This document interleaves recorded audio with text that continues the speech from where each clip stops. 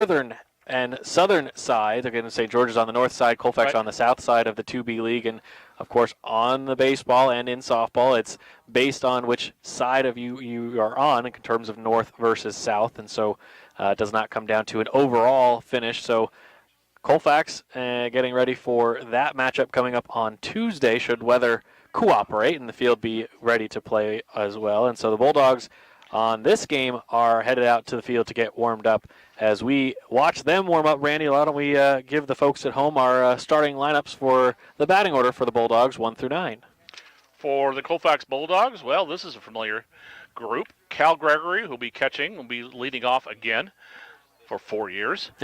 Kyle Apple will be over on third base. Parker Huber will be shortstop. Nate Atkinson. Parker's pitching. Parker is pitching. You are correct. I'm sorry. You went into autopilot a little bit there when you filled that out. I did. I'll go a little bit. Yeah. Thanks for the correction. Maybe. Gotcha. Okay, so. All right. Okay, mine's messed up then. Number 4, Nate. Nate Atkinson. Be over first base. Blake Bodie. Right field. Kieran Anderson. Center field. Kellen Becker will be DH. Chris Lewis in left field. And Evan Henning will be covering second. And then we have Lane Gingrich, who's batting in the 9th spot. He will be batting from shortstop, so he's got the shortstop spot to start the game.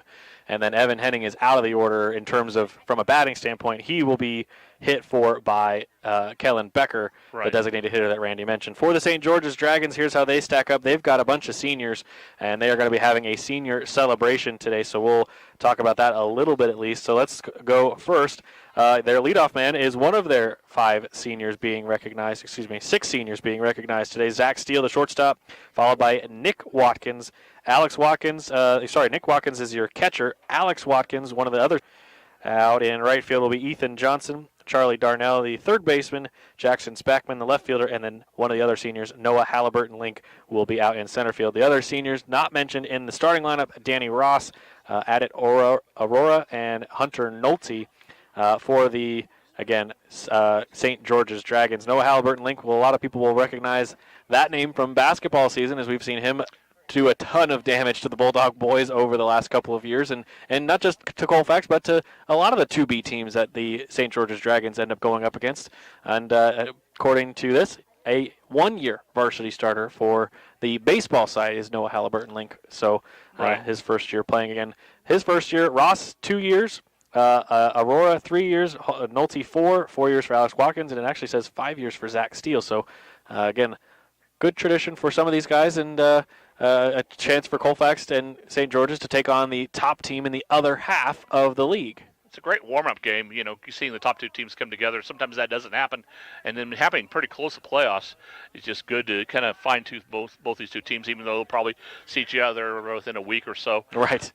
You mentioned Zach Steele, Alex Watkins, Xander Workman, and Noah Halliburton-Link. All of those were on the baseball side of things. All those played for the basketball side, of the St. George's Dragons, and one team that also got second in state. I mentioned the soccer. Yes. And so some pretty good tradition there also. Indeed they do, and so today's game will be interesting to see. Randy, you and I were kind of, I don't know if speculating would be the right word, but we were just kind of going through the thought process of where we're going to see today. Again, you mentioned the starting lineups for Colfax, and starting pitcher is Parker Huber. And depending on the number of pitches thrown, we've talked about how many days you have to have off before you can pitch again. And so we have assumed, we don't know for sure, we're not in the mind of Scott Parrish, but we have assumed that to a certain extent that Parker Huber will pitch a certain number of innings to not hit over a certain number of pitches, so that he can then again pitch on Tuesday as well for District Day 1.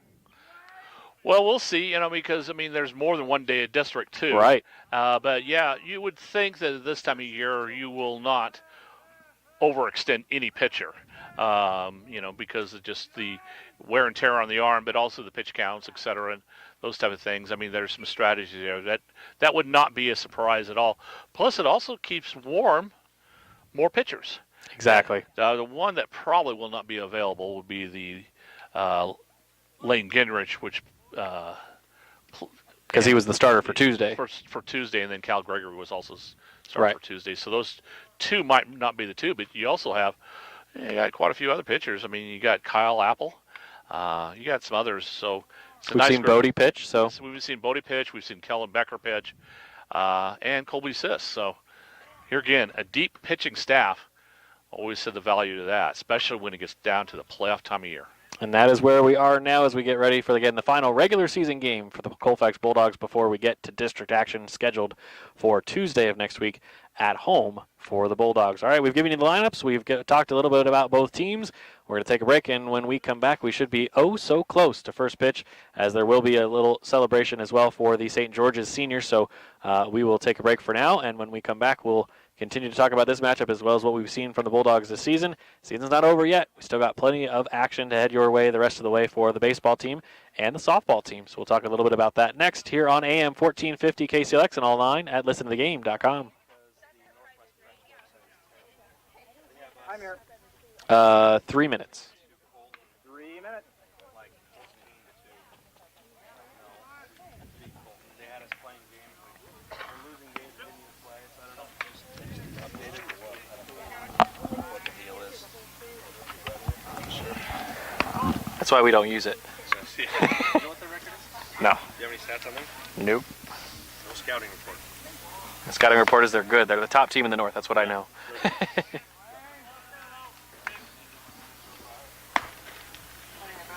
But yet, so are we. Indeed we are. I thought you meant like barbecue bacon. Oh, yeah, right. Cooked it up. Could have had some breakfast.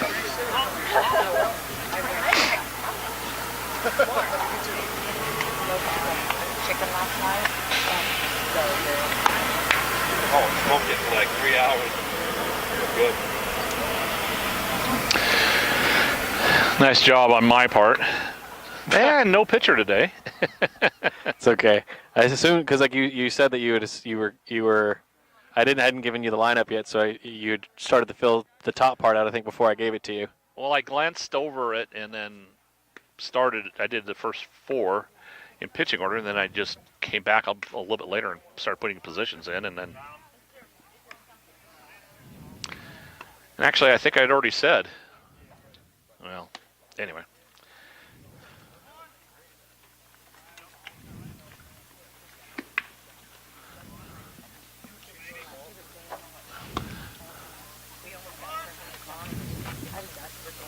Come on, Evan. You could jump up a brick wall and run. Jump up I have to. You have at least 2 minutes. You've got a minute left. Thanks. I'm sure. She says it done. All right.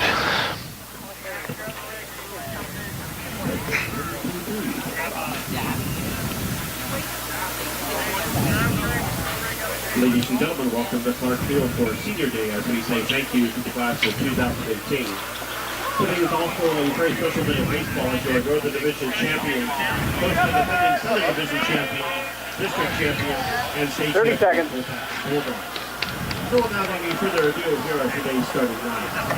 First for the visiting Colfax Bulldogs, as announced by 10 seconds. leading off and playing and catching this afternoon And is number 8. you are back in 5, 4, 3, 2. And we welcome you back here to St. George's High School. Matthew Zimmer and Randy Stickle here with you. We mentioned we're going to talk a little bit about the softball side, of course. Colfax softball getting ready to wrap up their regular season in the next couple of weeks, as they also have a couple of games surrounding their district play-in game. So what it looks like for the Bulldogs is they had their matchup with Northwest Christian on Tuesday, took on Colton on Wednesday. Next week on Thursday, Colfax will take on Davenport in a doubleheader, and then Thursday of the following week, that would be, again, so May the 3rd of next week, and then May the 10th, the following Thursday, they will take on Colton for a single game. At least that's on the schedule for us.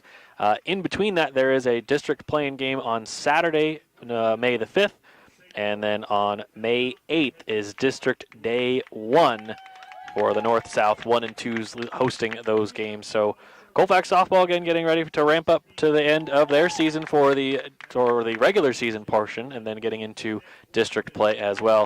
Colfax on the baseball side, We haven't talked about it a whole much. We talked about it at the beginning of the season, and then because the team looks at it this way, we kind of took the team's mantra as well. And they were state champions last year. We've talked about it here and there, but it's something that they moved on to this year very quickly in terms of last year was last year.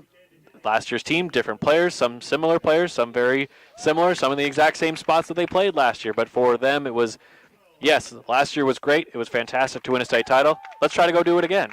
Yeah, you definitely, they don't give, those wins do not carry forward. Right. But the experience and, some of the things you learned out of it do carry forward. And so you have to take that and not assume anything, but do move forward and continue to develop your team. As Colfax has done that, I mean, we talked about it at the beginning of the year, and I don't think we've talked a whole lot about it since then. But, here again, it hasn't hurt Colfax's record at all. Right. It's one of those things where, to me, the team moved on, so we chose to as well. And the PA announcer here, Bob, who we're friends with, we've seen him all the time at basketball and football and things, or at basketball and baseball, I should say. We see him most of the time for basketball, boys and girls. So, right. But he was mentioning that it was a special day because it was the North Division champions versus the current South Division champions, defending South Division champions, defending 2B state champions, and also defending district champions. And I was going, oh yeah, we did do all those things. We don't talk about it as much because it's something that, to the team, that was last year. It's a whole new year. It's a whole different, approach, and we're going to get everybody's best because we are defending state champions. It certainly, I mean, and it's not just because they all of a sudden realize these two teams are going to be good all of a sudden. There's been quite a few years of having quality teams. Colfax has been good in baseball for a number of years. St. George's lately has really moved forward, and here again, no surprise that the top three teams, St. George's, Northwest Christian, and Kettle Falls are also quality teams in the northern side because all of them got good programs. Indeed, they do. I was looking around, and I was looking at the coach for the St. George's Dragons. He is currently on his phone, and I think I figured out why, Randy. Umpires? We are short two men in either black or dark blue. Yep. And so we are trying to see maybe if we are going to have two umpires to be here for this game, but I haven't seen them yet, and I don't see them still, so this could be very interesting. And luckily for myself, Randy knows his way around just about every school that we end up going to, and so you got us here no problem. Wouldn't be surprised if any of the umpires got lost along the way.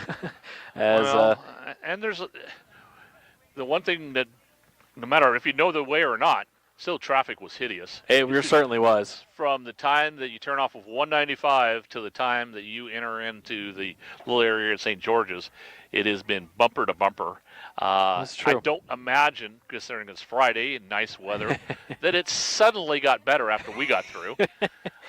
No, because we could turn behind us and we would see cars for a long ways. So endless. You're absolutely right. There is definitely a possibility for that. So with this current delay, we're going to take another break. And when we come back, hopefully we'll have better news for you, and maybe we'll have some umpires here. We'll be right back. Colfax and St. George's baseball, toe-to-toe. North champs versus Southern champs for 2018 for the final regular season game for both before district action next week. We'll be right back here on AM 1450 KCLX and online at listentothegame.com. I'm here. Let's do 2 minutes. 2 minutes. Thanks.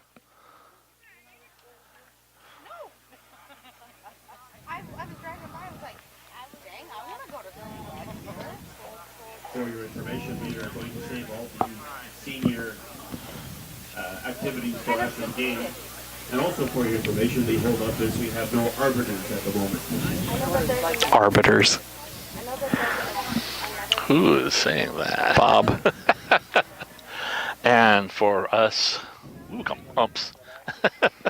Let's call oops.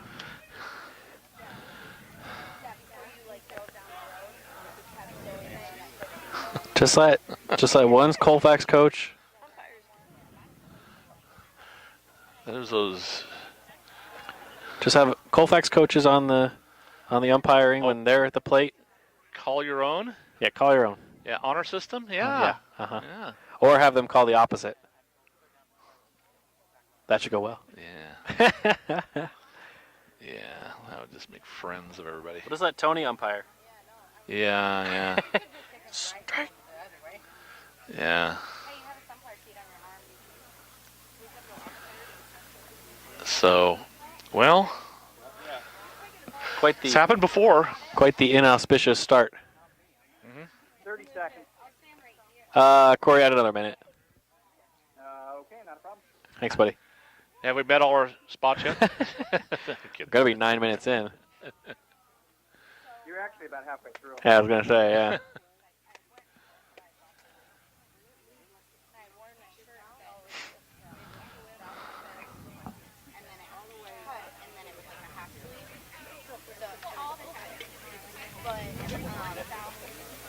And it was like, it had a nice design on the package, a very classy shirt, I thought, and I wore a nice skirt with it and everything, curled my hair, got all dressed up. Yeah, really? Yeah, we were singing. Like, I guess, office manager, like, her site manager, she was like, next to her, we can't wear that. And I brought a bigger jacket, because I need chilly. And so, like, I wore, like, my leather jacket. 30 seconds. Thank you. And she's like, you're gonna have to wear that. I was like, it's 85 degrees outside today. I'm not wearing this on the second floor of a building. Those aren't umpires. I said those aren't umpires. You see somebody? Well, yeah, No, just the people pulling up. 4, 3, In the Subaru? 2. And we welcome you back here to St. George's High School. Matthew Zimmer and Randy Stickle here with you. We are still umpireless as the Bulldogs and the Dragons both ready to go. And as they get ready, starting pitchers also trying to stay loose, keep themselves warm because everybody's done their warm-ups on the outfield and the infield, and everybody is ready to go. So normally before a broadcast, Randy, and before we start a game, I'll say we've got both teams, players ready. Got 2 umpires, or 2 for basketball, three officials, and we're ready for first pitch or tip-off. And, well, unfortunately, we are not ready for first pitch because we do not have 2 umpires for us today. So the teams agreed. The teams knew. The teams are ready. The teams are here. And we just don't have anybody to officiate. As this has happened before, and in fact, just talking about times that it has happened before, we had several years ago where we made a couple trips to Lynn Ritzville Sprague to have a football game. And unfortunately, I remember you telling me that story. Also the senior night. Oh. And also his youngest son was one of those seniors. So they introduced all the seniors, took their time doing that, and found out after the fact. So we actually packed up and went home and had to come back several days later or a week later. I don't remember when it was exactly because we had more games to squish in before playoffs in football. So, yeah, that wasn't any laughing matter. No. Actually, in thinking of things that have happened here at St. George's in baseball, I'll go back in time, and since we're just reminiscing. Yeah, why not? Since there's no balls or strikes being called. I do remember one time when they had a doubleheader here. This is probably about 5-6 years ago. Had a doubleheader here, and the night before the game, they moved the start time earlier. So us radio announcers were the odd men out, did not find out about it, thought we were going to show up fairly early, but did not. The game was half done. So it sounded like we might have just heard an update, but it sounded like they said about a half hour until we can get the umpires here. So with that in mind, we are going to take a more extended break, one of the ones we normally take when a game has ended. So we're going to send things back to the studio. We're going to send things back to some music for a little while. And as soon as we are ready to get going, we will be back on the air with you as we get ready for, again, final regular season game. Colfax takes on St. George's, and we are just waiting on umpires. We will call back, we will be back on the air, we hope, in about 15 to 20 minutes. We'll be back on. That is our plan. So for those of you that do not have a clock in front of you, but would like to know a kind of exact time, we'll be back in by about 3:30 at the latest as we get ready for first pitch. Again, we hope to be back on by about 3:20 or so, which is, but again, might be about a half an hour until we actually have umpires in the area. So we're going to take a break, and when we come back, we'll, when we come back after the break, it'll be after a long music break. So we're going to send you back to some classic country here on Palouse Country. So sorry for the delay. We did not know that this was going to take place. And, of course, neither did the teams, because the teams are all ready to go and warmed up. The coaches are all ready to go as well. So we are all in a waiting pattern at this point. So we are going to take an extended break, go back to some music for you. And then when we come back, when Randy and I are back in about, again, 15 to 20 minutes, maybe a little longer, we will have first pitch. That's the goal, at least. And if we find out something sooner, we will also let you know here on 1450. Thanks so much for tuning in so far, and we'll be back in a little bit. You're listening to Colfax Baseball, and we'll go back to Palouse Country for a short bit here on 1450 KCLX and online at listentothegame.com. Okay.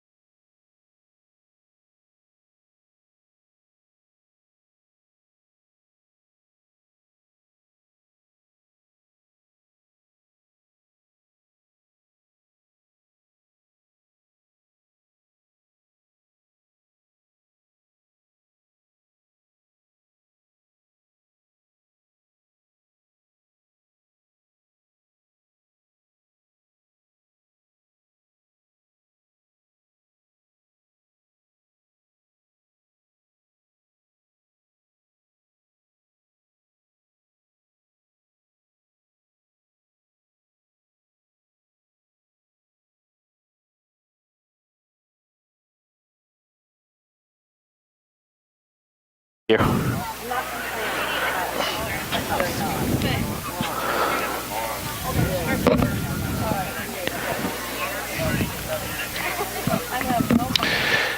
Is Nick and Alex Watkins, are they brothers? Okay, perfect. I hesitated to say that because I wasn't sure, too. Thank you for asking that. I thought of it a long time ago. And I realized I didn't ask when we were at a break, so I was like, oops. I got the longest break ever, and I waited till it was over with.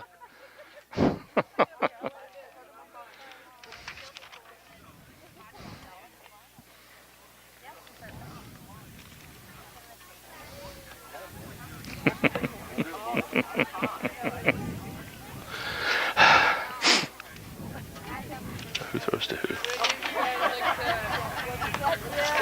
30 seconds. Thank you. Any amount will get you a ticket to $25.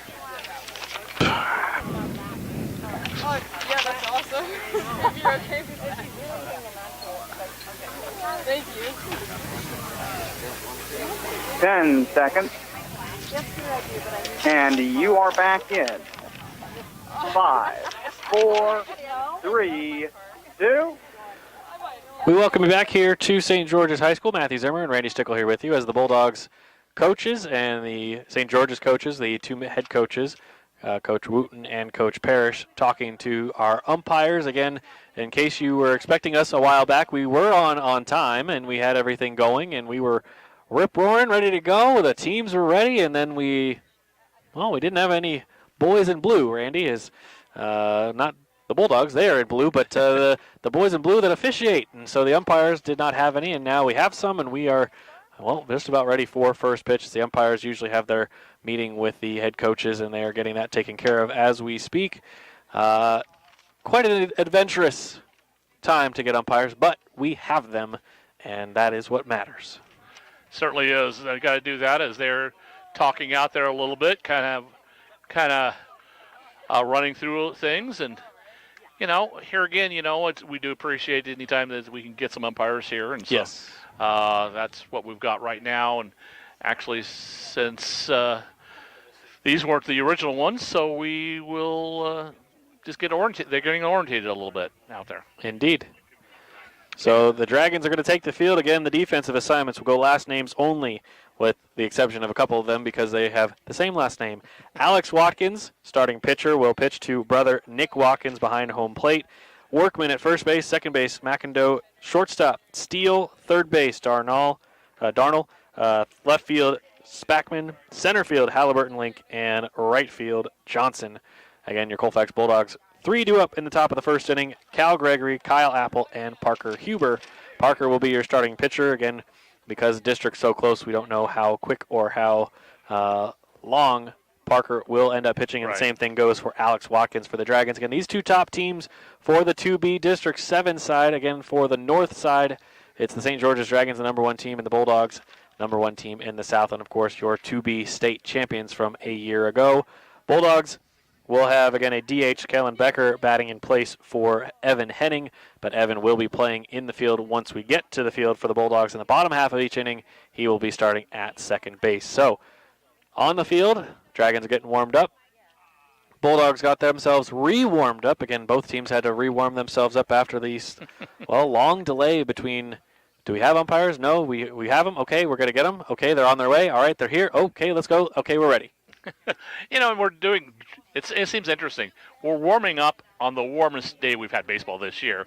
Doesn't seem like that would be that hard of a thing to do. But, when it comes to things like pitchers and catchers, loosening up and getting in tune is the big factor. It isn't necessarily getting warm. And we are, this is good news.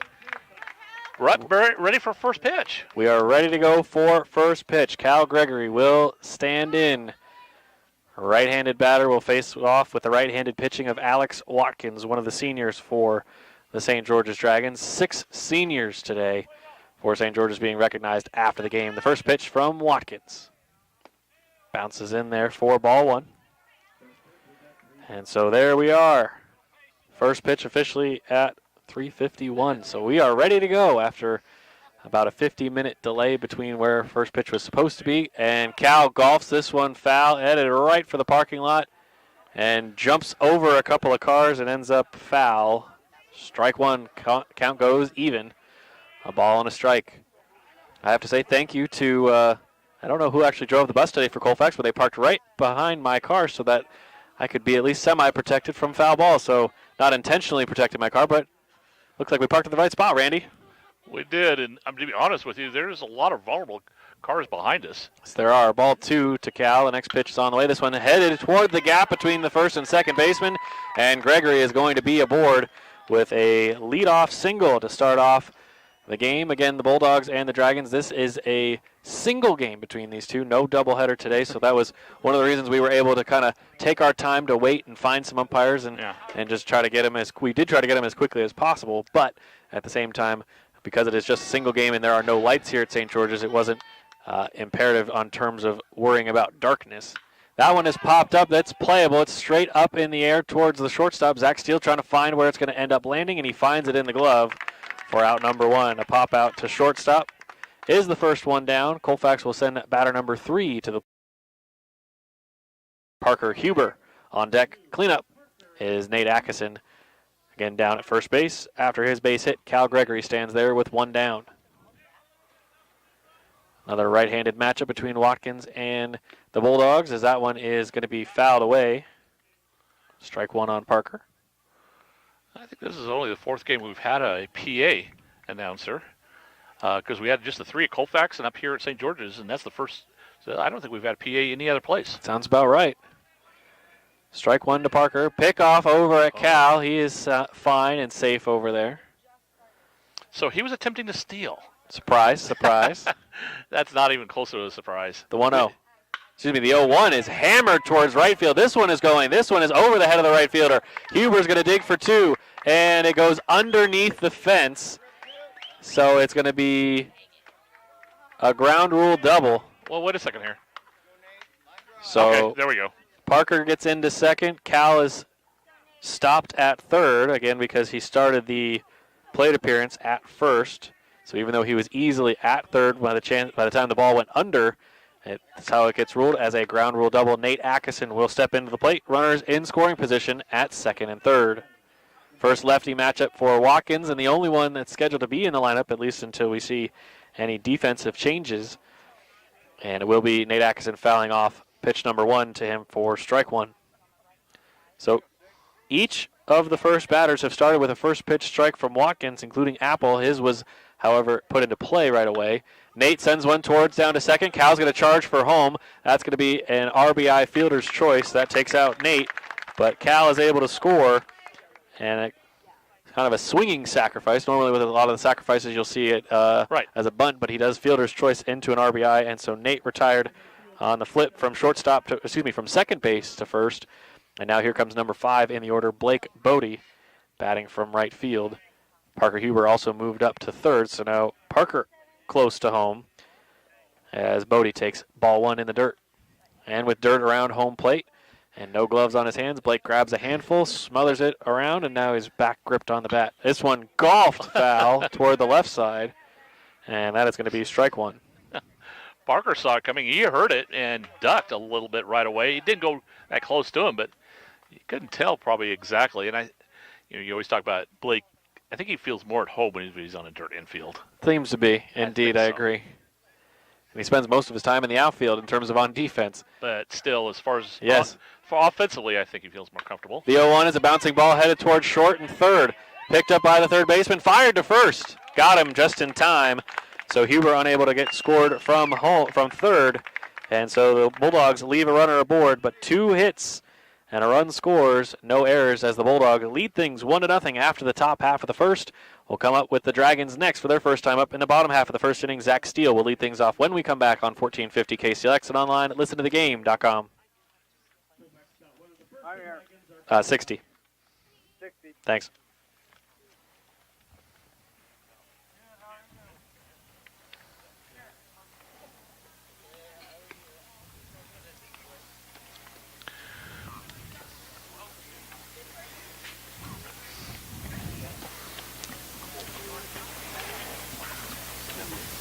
All right, you Dragon fans.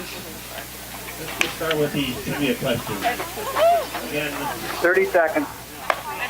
the correct answer will elicit a prize out of this here box. So if you get to pick what prize you wish to take home. Thank you, Corey. Sorry. We got a number of excellent selections for you.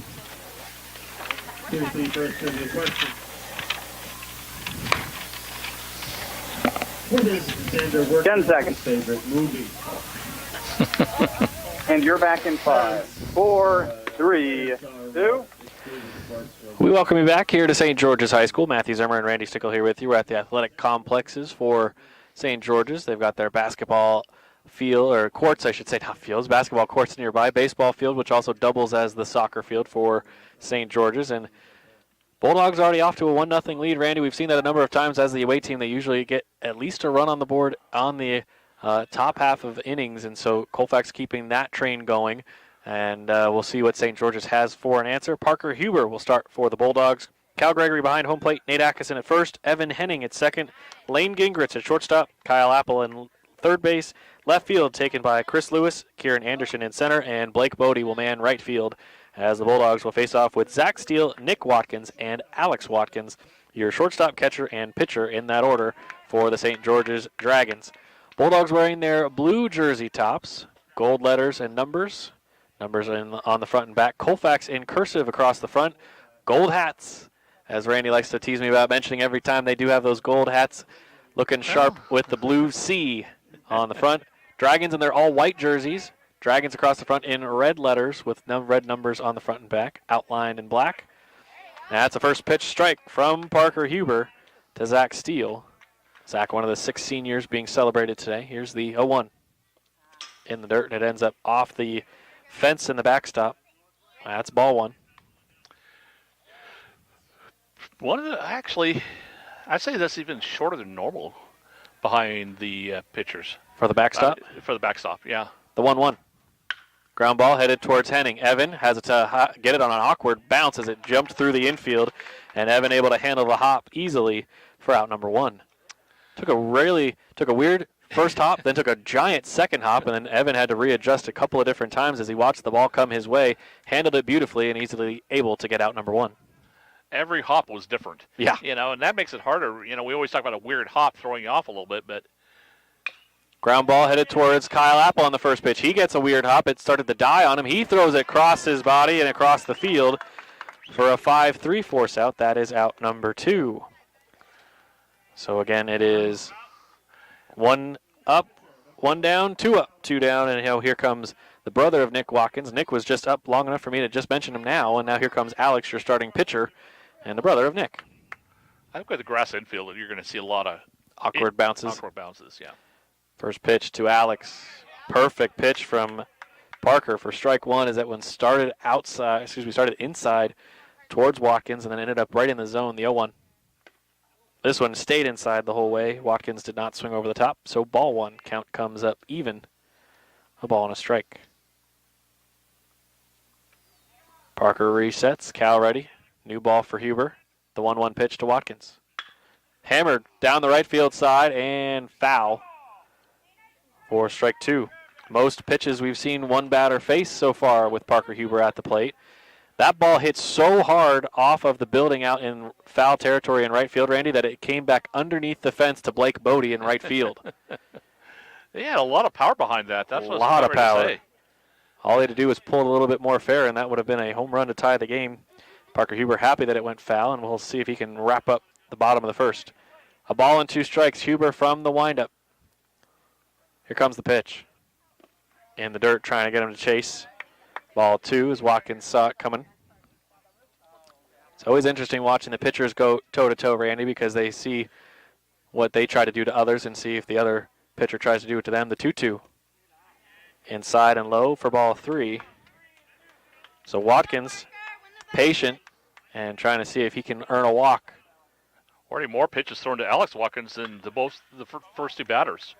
And thank goodness for that fence at the top of the right side of the foul territory just before the first base dugout. And it saved a ball from going screaming toward the parking lot. 3-2 again. Payoff pitch from Parker.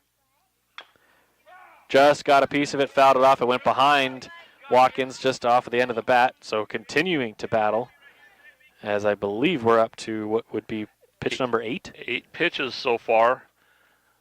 Parker only had 4 pitches before this to the previous 2 batters. Payoff pitch is going to hit Watkins, and Parker lost control of the breaking ball. And so what would have been either a walk ends up as a hit by pitch as it came way inside and tagged Watkins on the hip and maybe the back as Watkins is doubled over for a moment down at first. He gets back up, tells coach he's okay. Cleanup hitter for the Dragons is first baseman Xander Workman. That name might and should sound familiar to those of you who've listened to Colfax and St. George's go toe-to-toe in basketball. And Xander ready to go again. First time today against Parker. That's the first pitch ball on the outside. That was almost like a pitch out trying to catch the runner at first. But Xander Workman, of course, there was another Workman here a few years ago, Isaac Workman, and I think he played first base and pitched a little bit himself. The 1-0. Popped it up. So they're going to get out. And it will for strike one over the backstop and out of play. Parker gets a new baseball. Count even at a ball and a strike. Quick first two batters, a ground ball by Zach Steele to Evan Henning and a ground ball by Nick Watkins to Kyle Apple. Cal able to smother the ball and keep it from allowing Alex Watkins to try to steal second. 2 balls and a strike. 1 on and 2 out here in the bottom half of the first. Parker from the stretch. Good pitch right at the bottom of the zone at the knees. It is strike 2.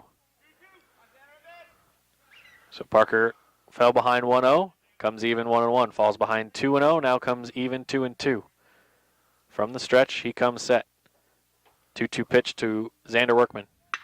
Smacked on a dime out into center field, going back, and it is off at the base of the wall. Coming down, and that's going to be a throw in from Anderson into shortstop, and that allows just the runner to advance to third. Watkins is held up there, but a stand-up double from Xander Workman puts 2 runners on in scoring position. Tying run comes to third. Go-ahead run goes to second. Coming to the plate, second baseman Chris McIndoe. Well, already in the first inning of this game, we've had 2 batters have doubles. First pitch to Chris is low and down the middle, ball 1. Huber comes set from the windup, the 1-0. Right on the inside corner, strike 1. With both runners unable to advance without stealing home, Parker goes back to the windup, the 1-1. Bounces in there, Cal smothers it. Watkins was halfway to home before he realized Cal stopped it, and it was not headed for the backstop. 2 balls and a strike. The pitch from Huber. Inside, ball 3. Good piece of movement by McIndoe as he played a little dodgeball with his legs. A 3-1. Strike 2, inside corner strike, right on the upper side of the strike zone. And he, this interesting day, he thought he had 3 strikes. He's starting to go to the dugout. Back to the dugout, that's right. Dugout, and actually, if you actually leave the field, it does count as an out. 3-2.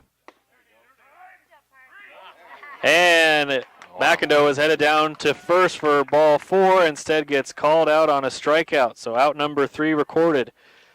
Colfax 1, St. George's 0 through 1 inning. We'll come back for the top of the second. Anderson, Becker, and Lewis for the Bulldogs when we return on 1450 KCLX and online at listentothegame.com.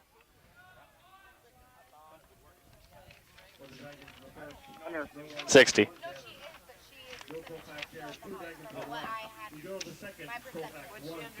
Thanks, Corey. I know. Brand new, like, 6-week-old puppy.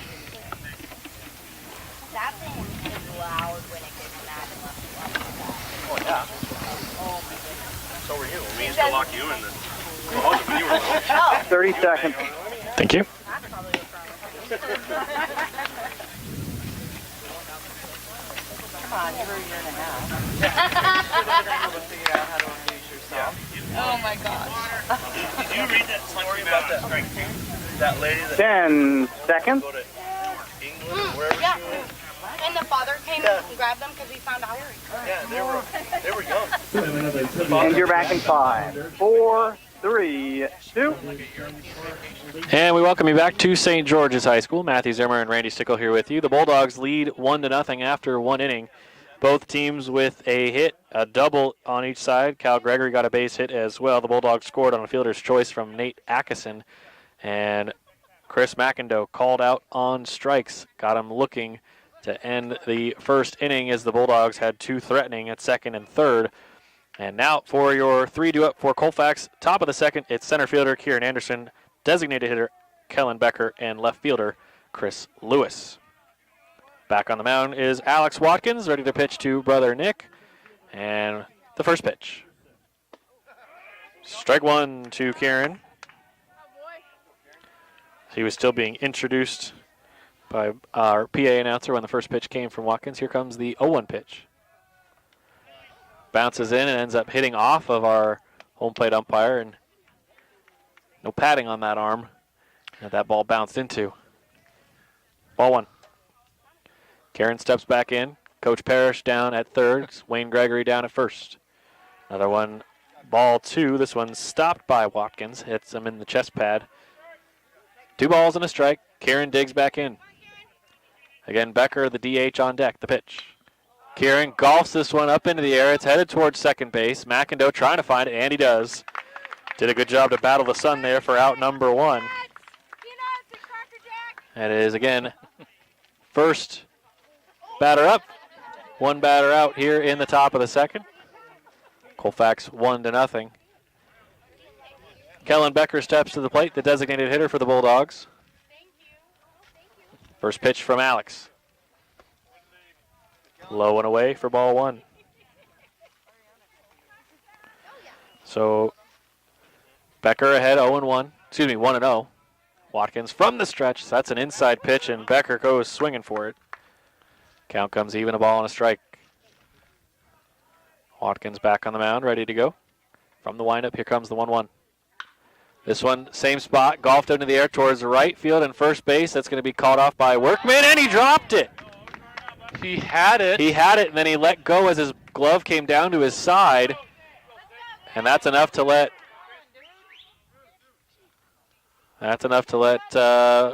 Kellen Becker get safely at first. Kellen wasn't paying attention as the ball got thrown over the head of Watkins. He might have been able to get to second, but it will stay Kellen Becker at first on the E3.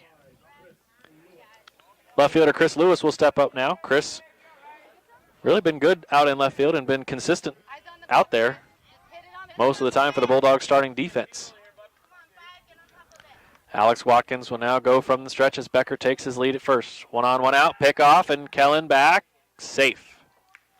On a head first slide, just got in underneath the tag by Workman. Good throw by Workman, though. It was quick. Yeah, Watkins got him in there quick. 2 experienced players in Watkins and another one. Workman. Can't finish one good, sentence. Quick move. Yeah, Watkins has got a quick move off the mound. He comes off the rubber in one fall motion and then immediately goes into throwing down to first. That's first pitch ball to Chris Lewis in the dirt, stopped by Nick Watkins.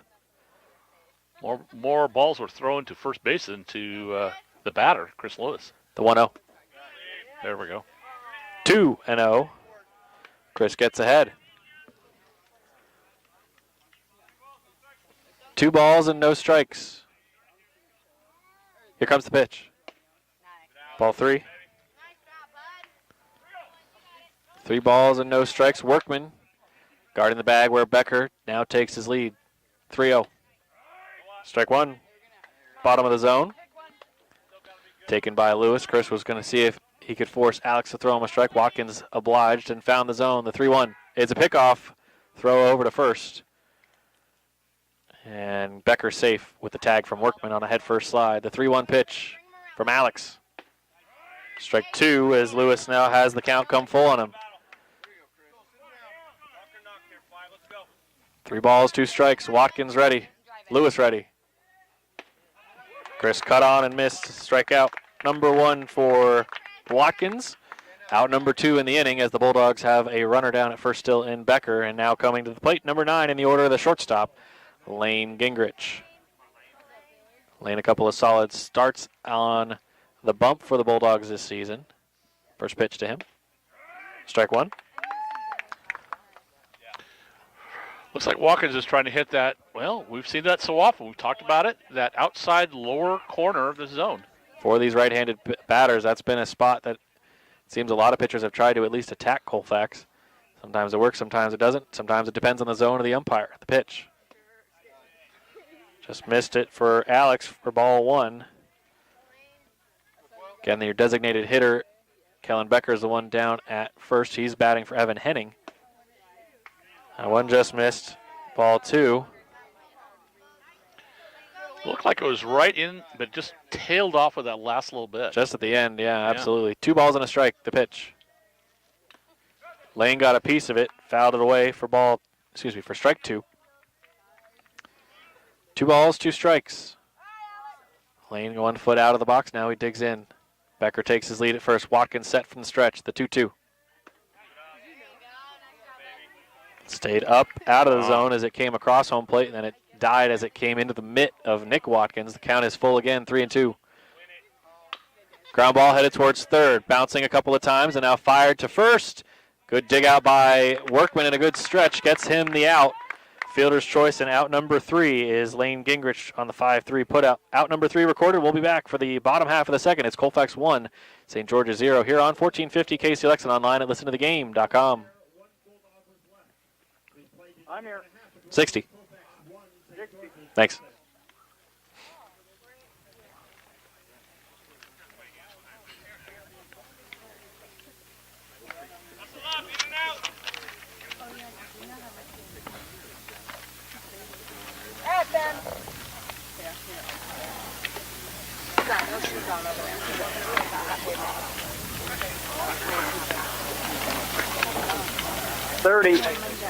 Cool. And we're ready for another trivia question, folks. What is Coach Wooten's favorite childhood cartoon? What we got? And then when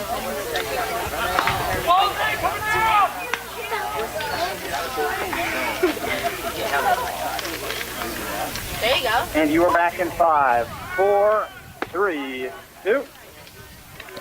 Welcome back to St. George's High School. Matthew Zimmer and Randy Stickle here with you. The Bulldogs back out on defense. Parker Huber taking the mound for the second inning, as the Bulldogs will face off with 6, 7, and 8 in the order. The designated hitter, Ben Clark, right fielder Ethan Johnson, and third baseman Charlie Darnall, as the Bulldogs again hold a 1-0 lead through an inning and a half. First pitch from Parker. Ground ball headed towards Henning. Evan down with the glove, up with the ball, fires to first in time for out number 1. And the ball bounced, not quite as bad as it did against Zach Steele. Certainly slowed down, it seemed like. It slowed down, had a little bit of a different kind of a bounce, but didn't have near that. The Zach Steele hit was definitely difficult for Evan to handle. Now taking on Ethan Johnson, the right fielder. Here's Parker's first pitch to him.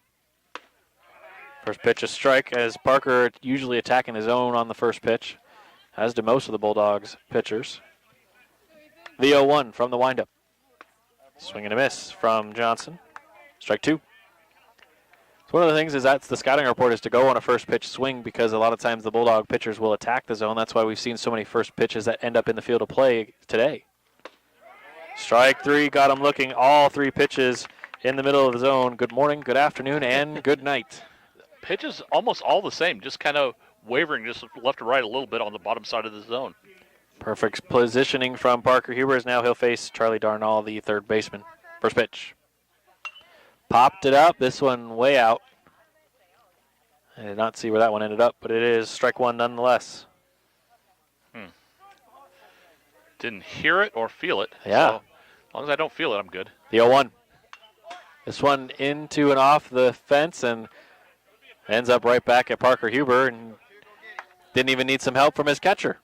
Nope. Just took it right off the foul, off the pole. It's holding up the backstop. One of the many poles holding up the backstop here at St. George's. 0-2. Here comes the pitch from Parker. Up and away. Ball 1. 3 pitches in the at-bat against Darnell so far. Here comes the 1-2 pitch. Whoa, up and in as Cal snags it. 2 balls and 2 strikes. Darnall fighting back to even the count. Here comes the pitch. Popped it up. This one will be playable in the field of play. Colfax going out is Atkinson, and calling him off is Henning. Evan makes the catch. Busy day for Evan Henning so far. He's got 3 of the 6 outs for the Bulldogs, and a 1-2-3 inning for Colfax as they get out of the second.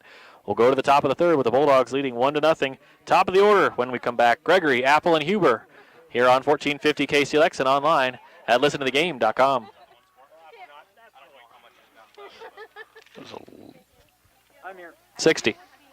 60. Thanks. What's up, Randy? Oh, I was just going to say, first inning, 22 pitches, second one, 9 for Parker.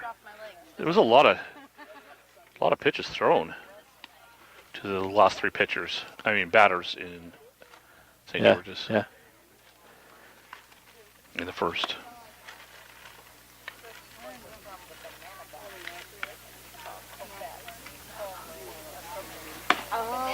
Did I get 30. Thank you.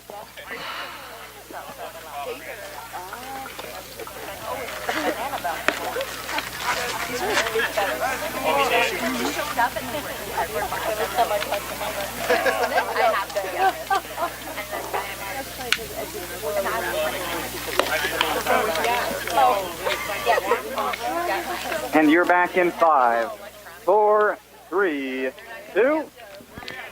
We welcome you back here to St. George's High School. Matthew Zimmer and Randy Stickle here with you as the Bulldogs lead the Dragons by the score of 1-0. It's Colfax back to the top of the order for the second time through the order. Saw 5 in the first inning, 4 in the second, and now we start with Cal Gregory in the top of the order. Go Gregory, Apple, and Huber for your 3 due up for the Bulldogs. Coach Parrish taking his place down at third base. Coach Gregory down at first. Here's the first pitch from Watkins. Right down the plate. Good pitch that started inside and ended up on the outside corner from Alex Watkins as he finds the zone 0-1. Alex shakes off Nick once. Now he gets the pitch he wants, the 0-1. Ended up inside. That was the pitch that he got Kellen to swing at. Cal thought about it, checked his swing. 1-1. Here comes the pitch. Just missed it low. Ball 2. Cal the only runner to score for either team. Got on a single, scored on a fielder's choice by Nate Atkinson. The 1-1. Fouled away, and this one will head for the parking lot and get across the street of all the cars and end up bouncing off of one of the buildings by where the St. George's Dragons is where the basketball court is. Yeah, the field house over here and almost hit the field house. That went a long ways. 3-1. The pitch from Watkins on the way. Ooh. That was a tough one to lay off of. Oh, sorry, I accidentally marked the foul ball as a ball. It's now 3-2. Here's the full count. That one bouncing towards short. Lifted it in the air, fired to first. Workman stayed on the bag just long enough to get Cal, who was speeding down to first on a 6-3 force out for out number 1. Good job by Zach Steele, his shortstop, to pick that ball up quickly. And pretty accurate throw down to Workman. Workman's, of course, a big first baseman to hit. Got a good target there. We talked about how well he stretched to get a couple of the outs in the first inning. Ball 1 to Kyle Apple. Kyle went first pitch swing his first time up and popped it up to Steele. The 1-0. Down the third base line, and he hits it past his third base counterpart. That one's headed towards left field. Kyle's going to dig for 2. Tapping on first and changes his mind as the ball comes into second. Ball gets away. Kyle's going to have no one covering second, so he is going to get there on the throw that just ended up in between everybody. And heads up base running from Kyle Apple gives him second base after the single. So good work by Kyle to watch where he was going and also see what was happening in front of him. And then as soon as the ball just got away from second base, he took off. You know, you got to pay attention, and sometimes that doesn't always happen. Kyle does a good job of that. Certainly does. All season long we've seen heads-up base running from all of the Bulldogs, and Kyle Apple, one of the best at it. Swinging a drive deep to left field. Going back. That one is gone. Whoa. Way out of here over a high fence in left field. Parker Huber, the first Bulldog with 2 home runs this season. And Parker plates 2 in this one as it's now 3-0 Colfax. Parker Huber with a blast out to left field for home run number 2 of his season and number 6 for the Bulldogs as a team. So he's only had 3 pitches pitched to him, and he's hit a double and a home run. And if you've ever been to the field here, you know that the fence in left field is about 5 times taller than most fields out there. So I remember a couple of years ago I said, I don't think anybody's ever going to hit it over this thing. And then Jeff Davies from Colfax did. Now Parker Huber has. First pitch to Nate. He fouls it away. That one going toward the left side. That one chasing it is Zach Steele. It just got out of the way of Zach. I was going to mention this, Randy, when he made the play to throw Cal out at first. Zach Steele is one of the most athletic guys that we will see. Yeah. And he just showed it off there, covering range from his spot at dead spot in shortstop all the way into foul territory in left field. That is an impressive bit of speed from Zach Steele. Yeah, he definitely covered a lot of area. The 0-1. Nate hammers it foul towards his teammate's dugout this time down the first baseline for strike 2. Wayne Gregory had a shot at it. Yes, he did. He just danced away. Probably a smart idea. Was coming fast from Nate's bat. The 0-2. You're right. Whoa. Came inside. 1-2.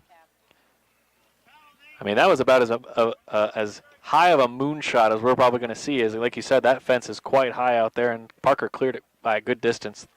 The 1-2.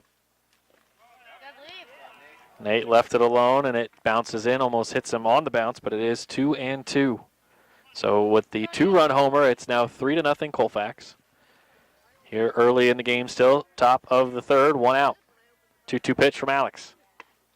Outside, ball 3, Watkins trying to find some magic from the stretch. He missed that one outside. Nobody on, but he's still pitching from the stretch. Full count. Smacked right back towards the left center field. That one's going to get down. It's going to go all the way to the wall. It's going to bounce off of the netting out there, and Nate is digging for 2 at least, and he had eyes for 3, but after the ball gets thrown in quickly by Halliburton, linked to Zach Steele, Nate will halt at second base with a 1-out double. Good hit ball by Nate Atkinson. Going straight down towards Noel Hamilton Link in center field. Then it started to veer off towards the left, making it hard to handle. Yeah. And Nate did a good job of just running down to first, getting down to second. He thought about third, but I'm pretty sure the coaches said, no, we're good at second. Take that, especially with just 1 out. It was a quick throw in too. Here comes Blake Bodie. Blake with a swing down the left field line. Fair ball. Nate racing around third. Here he comes. He's going to score. Bodie going into second. Blake with a stand-up RBI double. And the Bulldogs now lead things by the score of 4-1 thanks to the Bodie RBI double. We just did this last Saturday. Kept talking about runners on second and switching places. Let's keep that going. Certainly would be good for the Bulldogs. Worked good against the Broncos. Now can it work against the Dragons? That one ended up fair by maybe 1.5 feet, Randy, and then it ended up going foul after it landed fair. Right. So it was a long run for Jackson Spackman out there in left field. Kieran Anderson steps in. Kieran pops it up on the first pitch. This one, Zach Steele going back, has his glove in front of his face to make sure he can see the ball through the sun. He's got his sunglasses as well. All helped him out without number 2, so Zach Steele has contributed on both of the outs in the third inning. Colfax again right now leading 4-0 with Kellen Becker coming to the plate. Well, in this third inning, he's already had 4 outs. Yeah, throughout the whole game. So fair ball ends up foul just as it gets close to the bag as Kellen fouls this one out. Becker, your designated hitter, strike 1. That ball down the left field line and ended up taken care of by Spackman, so now he's got to get back on defense back in the outfield. Alex Watkins on the mound, pitching from the stretch, 0-1 to Kellen Becker. Strike 2 to Kellen. Becker reached on an E1 after Workman had the ball in his glove, and as he was making the way down to his side, the ball just hopped out. He had snow-coned it, and as soon as he let up on the pressure on the glove, it got away from him. Ball 1 as that one went running away. Watkins really wanted Becker to chase that one, and Kellen said, no, thank you. I say Nick Watkins did a good job of getting in front of that one so it didn't go past. That would have taken Bodie down. Bodie would have at least had a chance to get to third and would have had a chance to go. That one misses as well. Ball 2. Becker digs back in, the righty to face off with the right-handed Watkins. 2-2 pitch. Golf down the left field side. Foul. Strike 2 again. Becker with a lot of power down that way. Straighten it out a little bit. Still would have hit off the wall, but a rocket off the bat of Becker, foul. Some of his best hits have been into the left foul territory. 2 This whole balls. year, man. He's had some great ones. Yes, he has. 2 balls and 2 strikes. Kellen sends this one towards the shortstop. Picked up by Steele, fired to first, just able to beat Becker in time with his long strides. It is out number 3 on another 6-3 putout. 3 outs, all contributed by Zach Steele. It's the Bulldogs 4 and the Dragons 0 as we come back. Bottom of the third here on 1450 KCLX and online at listentothegame.com. 60. Thank you.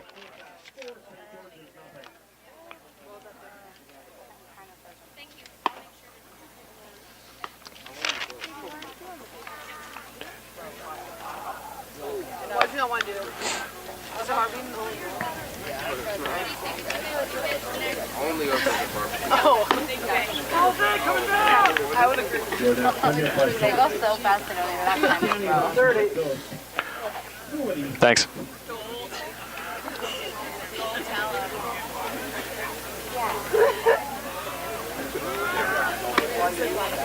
Nice throw, Cal. No change yet, right? Nope. Still Parker. Come on, Parker. And you are back in. 3 up, 3 down, Blue. 4, 3, 2. We welcome you back to St. George's High School, and here's the first pitch of the bottom of the third, fouled away right for the parking lot. And somehow it found the one tree in the sea of cars. Everybody who's parked over there, thrilled with that. 0-1 as Parker Huber starts ahead of the number 9 man in the order. That's Jackson Spackman. Second pitch misses outside, ball 1. Ball on a strike. The 1-1 pitch. Ground ball headed towards Henning. Up at the ball, Evan fires the first in time for out number 1. So Evan Henning has had each of the first outs of the inning, throws over to Nate Atkinson. So Henning not quite as busy as Zach Steele, but of the middle infielders, he's the busiest one for the Bulldogs. Well, he has 4 outs himself. He does also a pop out. He has the pop out also, who finished the last inning, the second inning. So he's had 3 of the last 4 outs, at least contributing a part of them. First pitch to Zach Steele for the second time today is ball 1. Next one on the way. Golfed up and foul. This one will get out of play. Still hitting just concrete as it bounds across the street, ends up off the tire of a car out in the parking lot. Ball and a strike. This was the count that Zach Steele had when he bounced out to Evan Henning in the pitch. Popped it up again. This one will get out of play. Oh, boy. And this one will land again. That hit something at the end. That hit pickup on the bounce. On the second bounce, not on the initial bounce. hit. Yep. A ball and 2 strikes. Facing off with Steele. Parker Huber on the mound from the windup. Here comes the pitch. Stopped by Cal on a great dive to his right. One of the reasons Cal got that offer to go play at Big Bend Community College is what he does behind the plate and at the plate. Here comes the 2-2. And another one stopped by Cal. Again, it's one of those things where I think that for Cal, except for the fans of Colfax and you and I, here's the payoff. That one misses low for ball 4. Good catchers are not appreciated until they're gone, it seems like a lot of times, except for by these fans. These fans really appreciate all the work that Cal puts in to be as good as he is, and they make sure he knows it game in and game out. Yeah, everybody knows about the pitchers. Everybody knows about the hitters. But the catchers, well, there's a lot of other vital places, but catchers often get ignored. Certainly do. Cal makes sure you can't ignore him because he also leads off. So he goes, if you're going to ignore my defense, I'll show you what I do with my bat. Then you might watch what I do on defense because that's pretty impressive too. Ball 1 missed. I pitch a little. Pickoff down to first. Just in time. Zach Steele gets that left hand back in. Cal tried to pick him off. It's ball 2 to Nick Watkins. I think it was in time, but just a little bit high. Yeah. And a good slide by Zach Steele to get underneath it. The 2-0. Missed again. Ball 3. 3 balls, no strikes. Runner down at first. Zach Steele. Parker trying to get a strike back in to continue this fight. 3-0 on the way. Found the outside as it came across the plate. 3-1. By the way, Randy, the NFL draft going on right now on our sister station, 1400 the Palousas ESPN, a couple clicks south of us. Yeah. 3-1.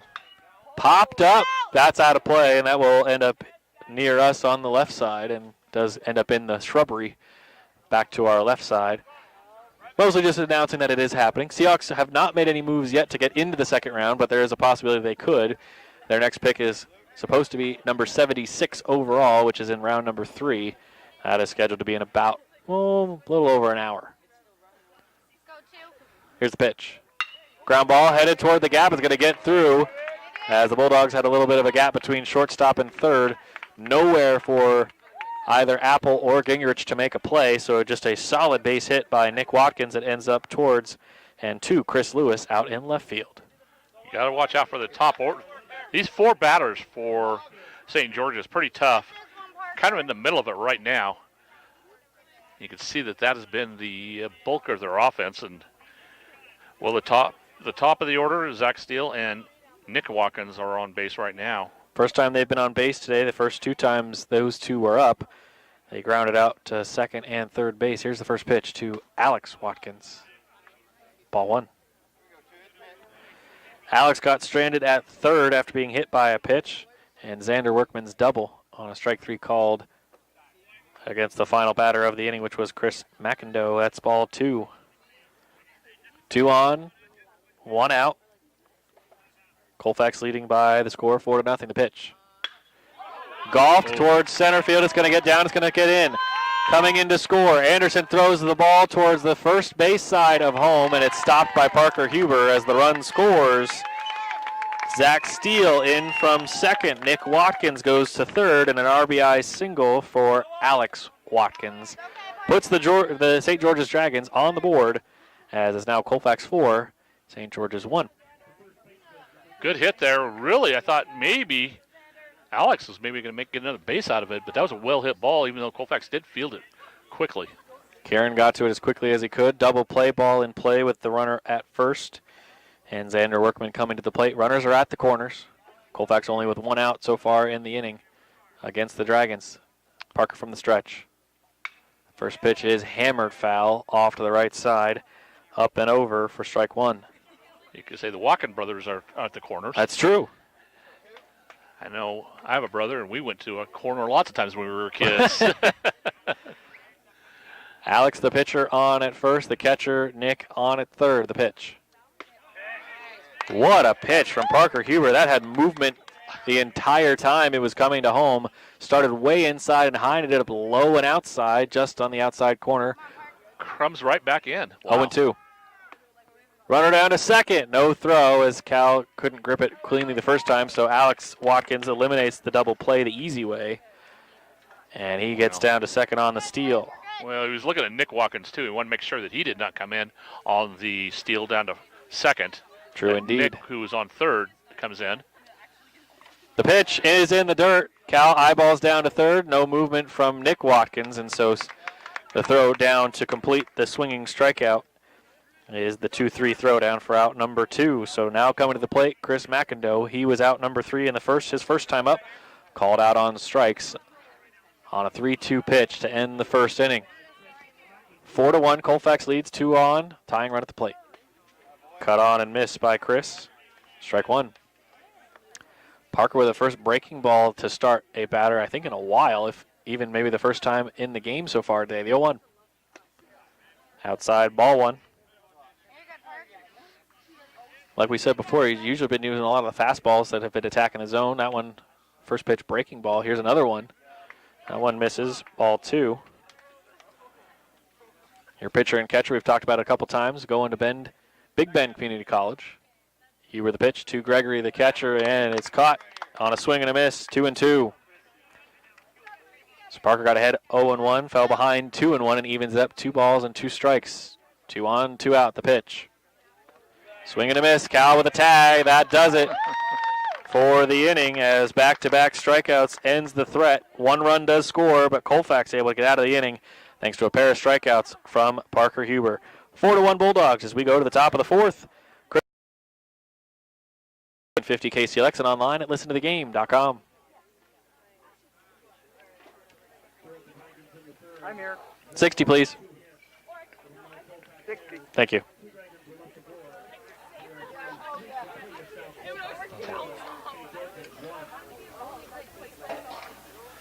He's at 57. So we'll see. Huh.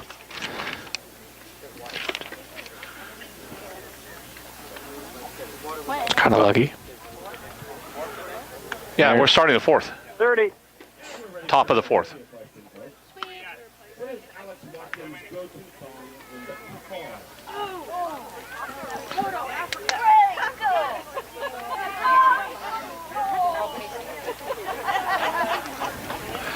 Ten seconds. Thank you. And you are back in. 5, 4, 3, 2. We welcome you back here to St. George's High School. Matthew Zimmer and Randy Stickle here with you to start the top half of the fourth inning. Pitching for the Dragons, Alex Watkins continues to throw. Warming up with brother Nick behind home plate. The Bulldogs sending to this spot in the order 8, 9, and 1 for the top half of the fourth.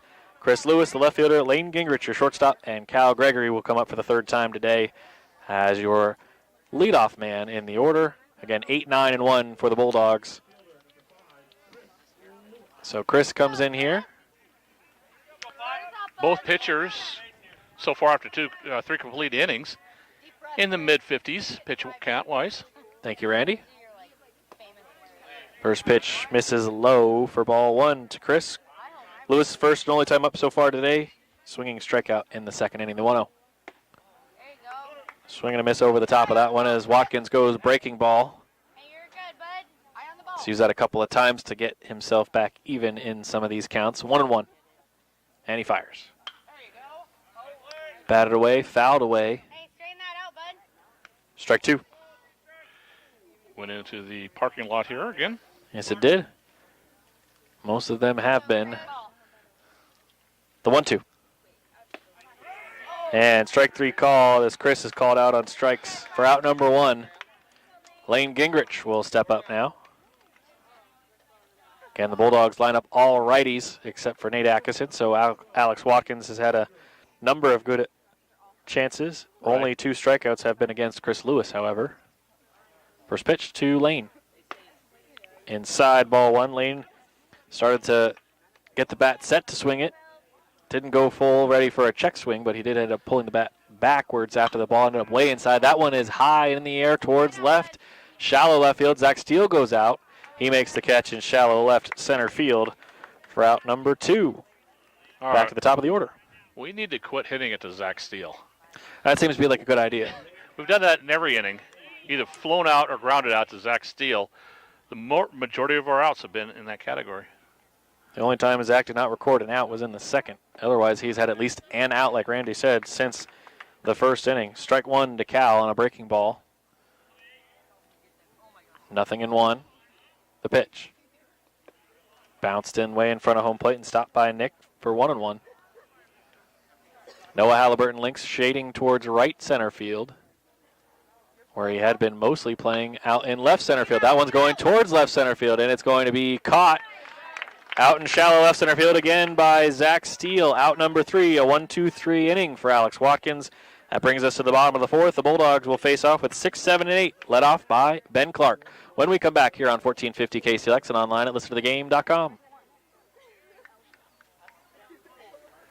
I'm here. 60. 60. Whew, I just saw a yellow jacket fly by my face, and I was like, I'm so glad I finished my out cue. I was like, huh! Yikes! You didn't want to swallow it or swear at it. I didn't want anything at it. Yeah. I just wanted it to go away, and it did. Well, I figured that it did since you were. I was like, please fly away. About it. Well, it could be on my jacket or something. I wouldn't know it. As long as what's on your forehead? Haha. I can feel my forehead. Luckily.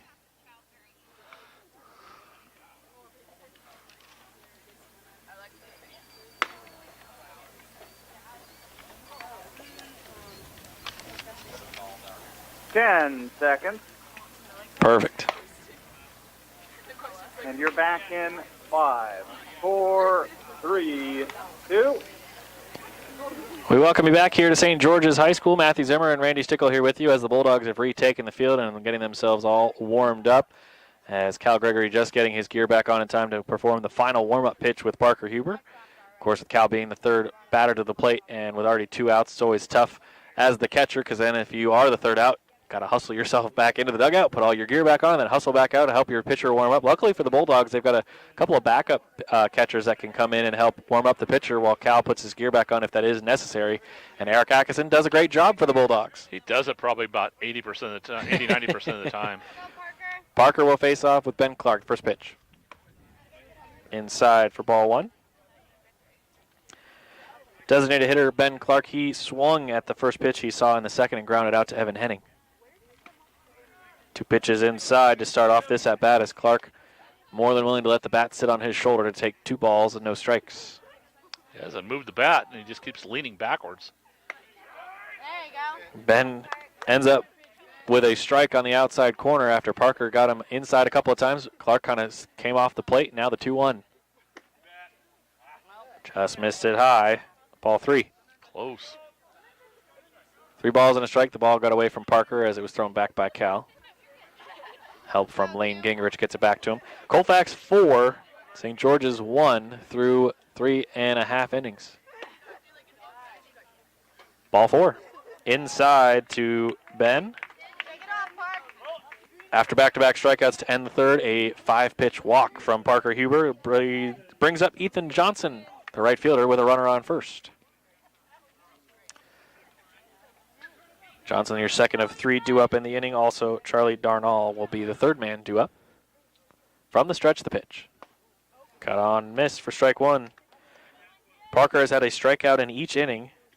Had 2 in the third. He's got 4 overall. 2 swinging, 2 looking. The 0-1 pitch. Up and in, ball 1. Couple of them have been floating up here. Yeah, the last couple Yeah. in the inning. Yeah, the ones that have been balls have been kind of floating up. A couple inside as well. The 1-1 pitch from Huber as he checks back at first. Inside, cut on and missed by Johnson. That was the pitch that kind of got Kellen Becker earlier when Watkins threw it. Right. Parker said, I wonder if I can get that one to work. I think you knew they could, but still you got to do it. 1-2. Whoa! Good bit of dodging there by Ethan Johnson as that one was screaming inside. Johnson gets out of the way. It is 2 balls and 2 strikes.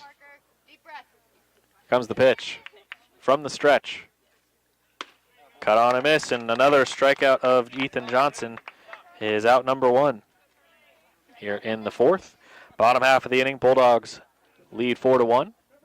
Down at first, Ben Clark. Now at the plate again, Charlie Darnall, the third baseman. Good mix-up of pitches there to Johnson, and there's another one. First pitch strike outside corner for Parker. Huber's got a lot of pitches, and he's got a lot of places to put them. The 0-1 from the stretch. Ground ball headed towards short. Lane's got a long throw back to second. He gets the 1. Back to first, no throw. Now the throw comes, and it's going to be safe, is Darnall. Fielder's choice eliminates his teammate Ben Clark, the leadoff runner. And so the 6-4 flip, good job by Lane to stick with it. That was a long throw from the hole to second base. He got it done. And then by the time the throw was able to even be attempted by Evan Henning, Charlie Darnall able to make it to first base. Yeah, it just took a little bit too long. Ball slowly came through towards Lane, and then by the time Lane was able to get to it. This grass infield doesn't bounce quickly. Certainly does not. Pickoff attempt by Huber over to Darnall is not in time as he slides under the tag by Atkinson. First pitch is inside and hammered way out, way foul, way left. Strike 1 against Jackson Spackman. Parker Huber ahead, 0-1. 1 on, 2 out. The 0-1 pitch from the stretch from Huber. Outside corner, strike 2. Well, that looked like a perfect pitch. Certainly did. Had the perfect amount of movement. It started up and in the middle and ended up down and outside. The 0-2. Bounces in, 1-2. Cal recovers it quickly. No chance for Darnall to move from first. 1 ball, 2 strikes. Parker ready. Spackman ready. From the stretch, the 1-2 pitch. Cut on and missed. A pair of Parker Huber strikeouts gets him out of the inning, and a fielder's choice as well. Colfax still leads 4-1. Top of the 5th when we come back. 2, 3, and 4 in the order. Kyle Apple, Parker Huber, and Nate Atkinson when we return here on 1450 KCLX and online at listentothegame.com. I'm here. 60. 60. Thanks.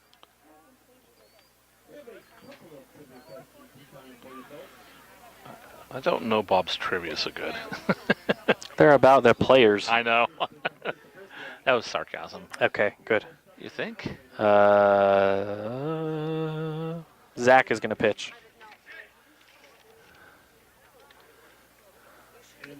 Straight switch. 30. Alex is short. Thank you.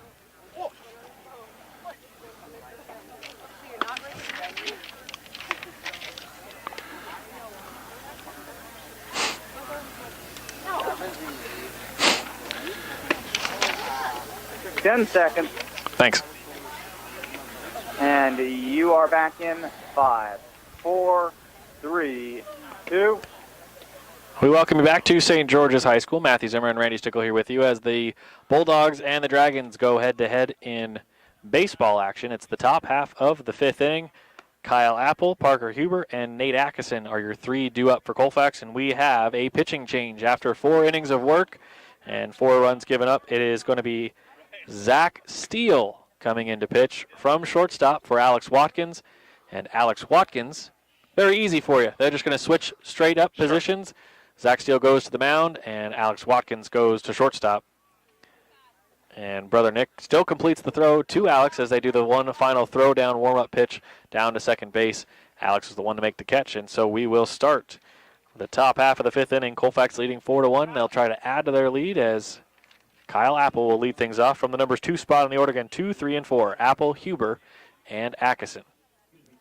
Zach Steele, the senior, his first pitch of the day comes sailing above the head of Kyle Apple for ball 1. He was doing well in the warm-up pitches, but He was right on. yeah, sometimes that first pitch with the batter in, little nerves. Also, it looked like the ball might have just slipped out of his hand a little bit. The I 1-0. think so.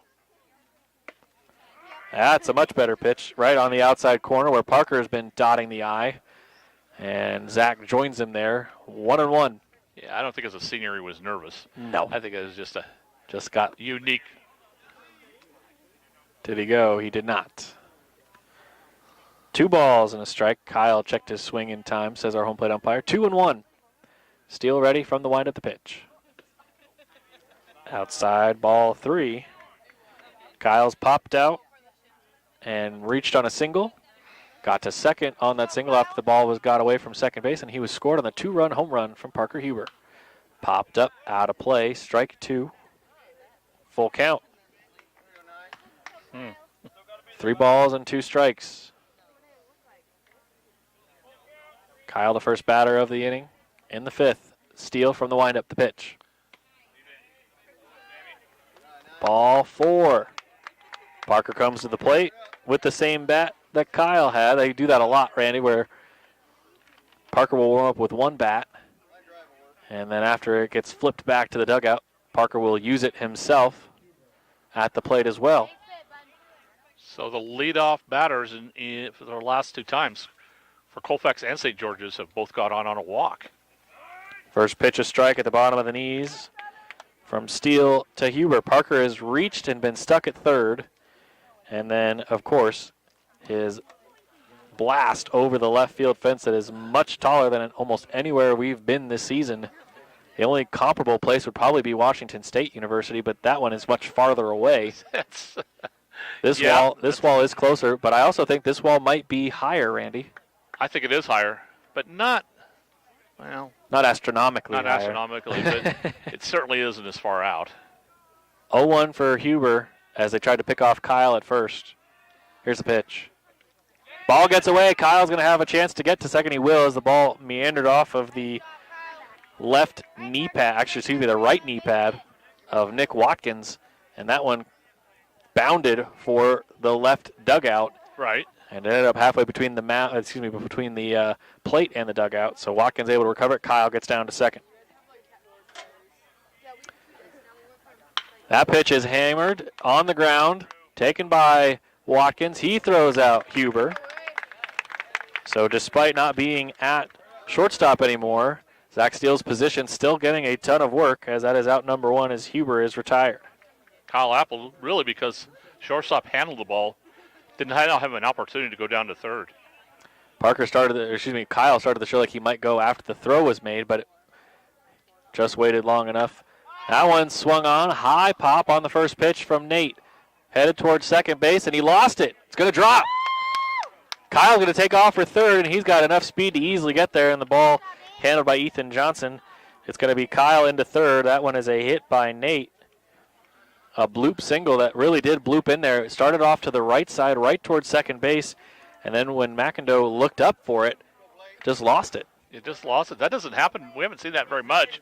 The ball also seemed to turn left a little bit on him, but right. It seemed a lot farther away from him than he initially set up for. And sometimes we've seen this, I doubt with this team though, that somebody calls somebody off and then they don't realize, and they get a lot of staring at each other before it's over. First pitch to Blake Bodie, ball one low.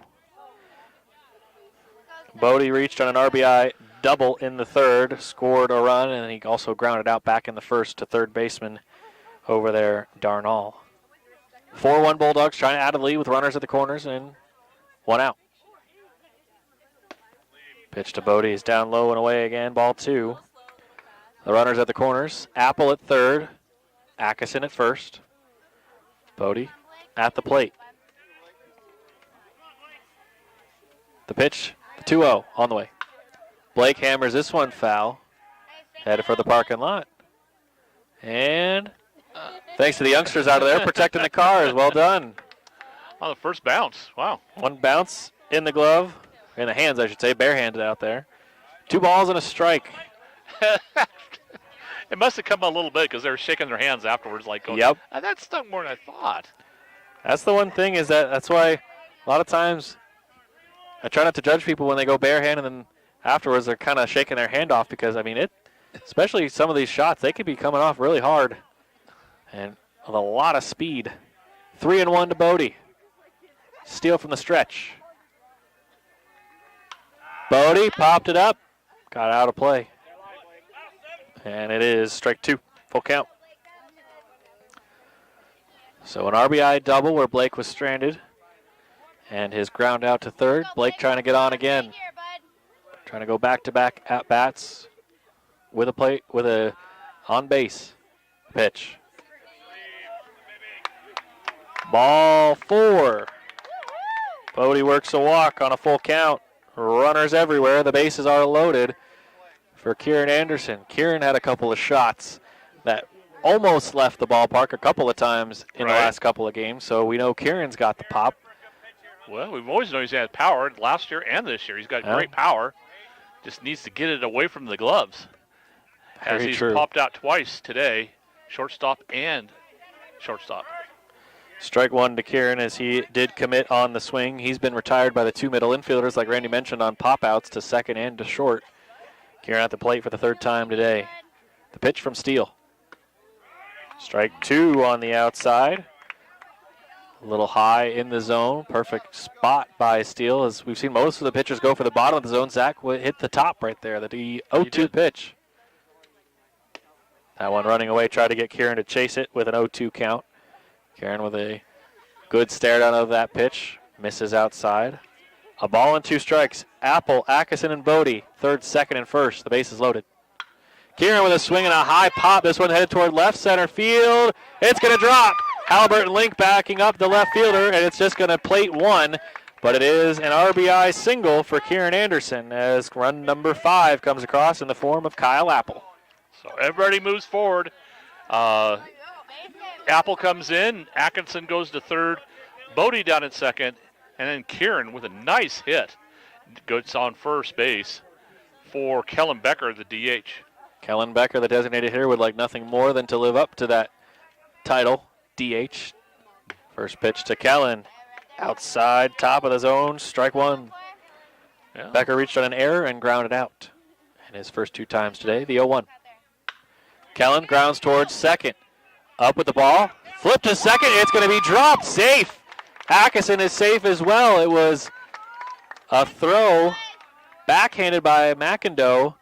Watkins just couldn't get a glove on it. It was an awkward throw. He was trying to hurry it to try to get the double play because Colfax does have 1 down.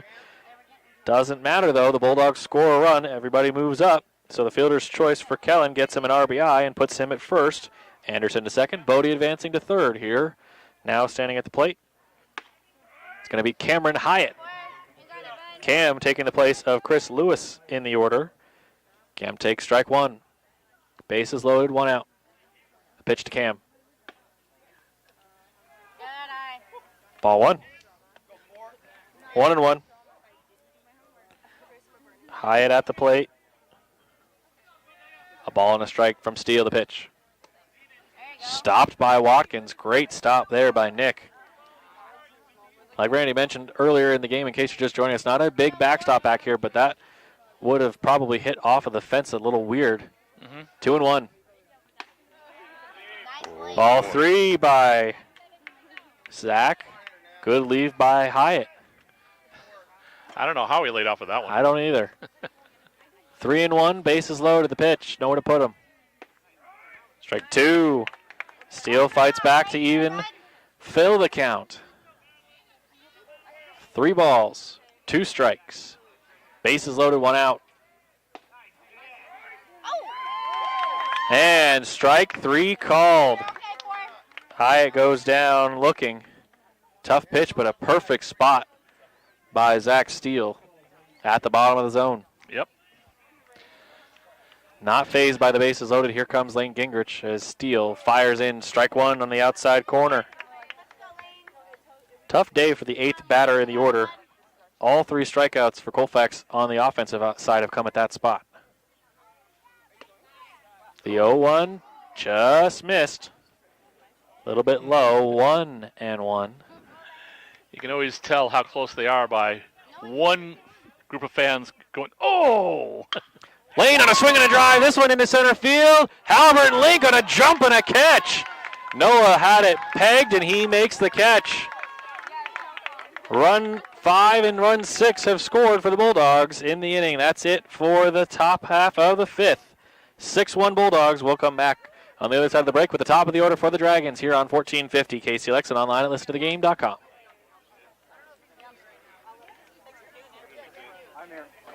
60.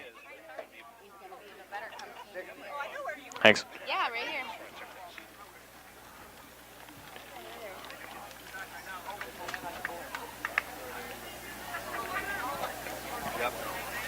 Mom called Casey and told her they're not. 30. Lane. I figured it was 70-some pitches. Oh, for Parker? 73. Thanks. So it wasn't going to be long.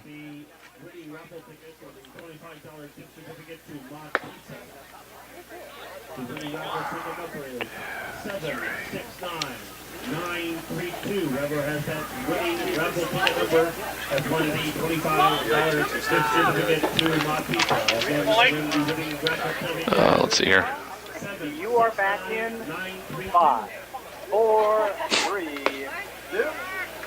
Welcome back here to St. George's. Matthew Zimmer, Randy Stickle here with you. A straight-up switch for the Bulldogs. Shortstop and pitcher make a change as we see Parker Huber go to shortstop. And we see Lane Gingrich come in to pitch, and then the only other change is out in left field as Cameron Hyatt has taken over for Chris Lewis. He did so in the batting order, does so here on the defensive side as well. Lane in to pitch. He will face off with Zach Steele, the new pitcher for the Dragons. First pitch is low for ball 1.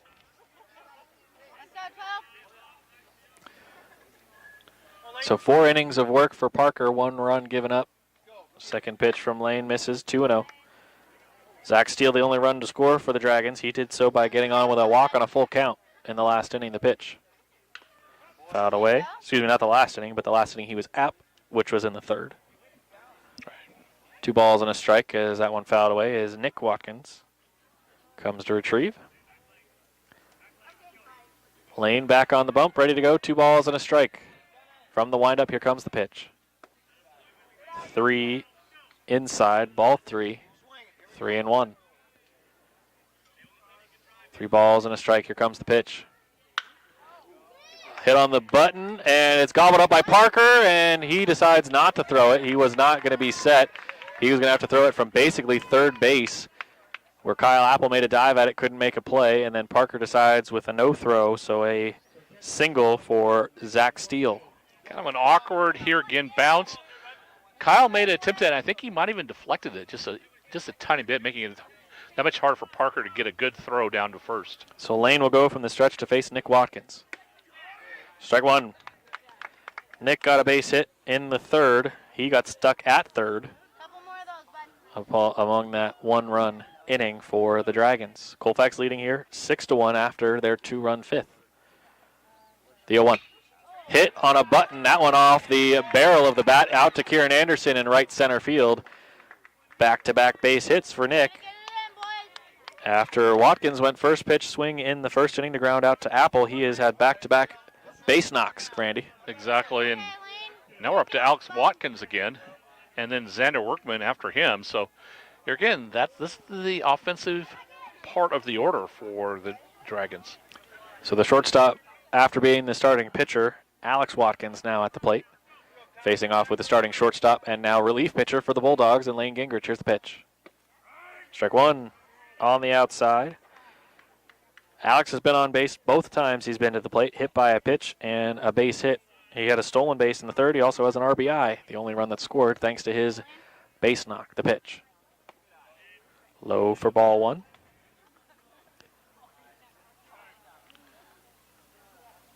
What time is called as Alex Watkins is trying to retuck in his jersey.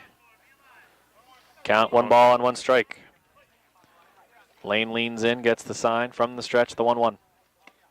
Strike 2, bottom of the knees. Still nobody out. Third batter in the order for the inning and in your 1 through 9. Watkins at the plate, behind 1 and 2, facing Gingrich. Here comes the pitch. Tried to get Alex to chase it.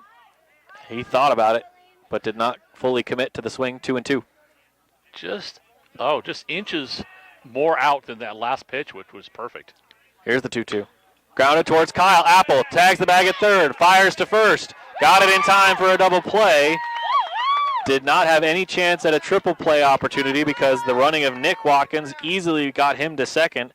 But a 5-3 double play gets Zach Steele and Alex Watkins. So 5 unassisted gets Zach, and then the throw to first gets Steele for outs 1 and 2 for a pretty good double play by Kyle Apple and really well pitched by Lane Gingrich to get that ball grounded over there towards third. Well, how quickly Kyle Apple, of course, one of the veteran seniors here, but he knew immediately what to do. Did not take any time doing it, and that got the double play. First pitch, hammered out to right field. Bodie going back. Bodie thinks he's got it camped under, and he does. Wow. First real work for Blake Bodie in a while, as that is out number 3. We'll come back top of the 6th. The Bulldogs leading 6-1. And we will be back to the top of the order with Cal Gregory to lead things off when we return on 1450 KCLX and online at listentothegame.com. I'm here. 60. 60. Hey, Randy. What did you get for Lane in his last plate appearance in the 5th? I forgot to write it down.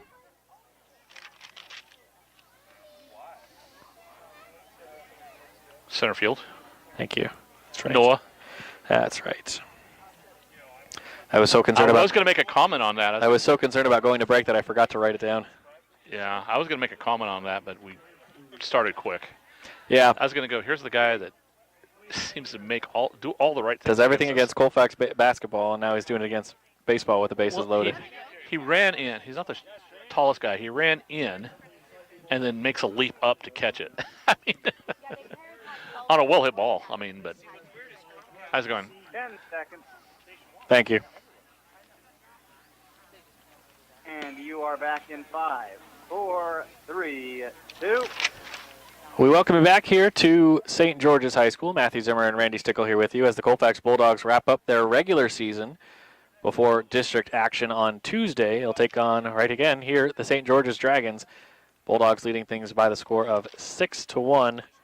1 in the first, 3 in the third, 2 in the fifth, and 1 in the third for the Dragons, as the Bulldogs again put up their 6 runs sporadically so far today. Cal Gregory will lead things off as it's back to the top of the order for the 4th time through the order. Here comes Cal, your starting catcher. And so Gregory will face off with Zach Steele for the first time. Zach faced the entire order except for Cal in the last inning. First pitch to Cal. Inside, ball 1. High. High and inside, like Randy said. 1-0. The pitch from Steele. Bounced in there, ball 2. A lot of talking coming from the Bulldog dugout. All of a sudden. Yeah, they haven't been quiet almost the entire game, and now really loud. 2 balls and no strikes from Steele. Here comes the pitch to Cal. Ground ball headed towards Alex. Watkins up with the ball, fires. In time for out number 1. So Cal has been retired by the shortstop all 3 times he hasn't reached base. The only time he reached single back in the first that scored the first run of the Bulldogs gave them their 1-0 lead that they have not relinquished up to this point. 6-1 is their lead now. Kyle Apple to the plate. First pitch from Steele. Ground ball headed towards the shortstop area again. Watkins makes the stop on the backhand, fires to first. Safe on an infield single. Kyle Apple with a pair of singles and a walk. And also has been out on a pop-out to shortstop. But again, just about everybody has at some point been taken out by the shortstop spot. Either Zach Steele or now Alex Watkins. Steele sets up from the bump. He'll face off with Parker Huber now. Here's the first pitch from Steele. Low for ball 1. Well, let's see if that's true. And it looks like everybody Nate. but Nate and Bodie. Yep. Has been retired by the shortstop. And then the only other ones that haven't was the number 8 spot in the order because they've been struck out. Well, what did you have for Blake's first out? 5-3. So third base. Okay. Same area of the field, left side. Nope. It's called penmanship. Which... It's okay. 5s can sometimes look like 6s if they almost complete the bottom. Well, 2 balls and no strikes. Tried to pick off Kyle in between as well. Did not. Kyle still safe at first. Just off the end of the bat as that one came straight back behind home plate. Nate Atkinson with the recovery for our home plate umpire. It's 2 balls and a strike.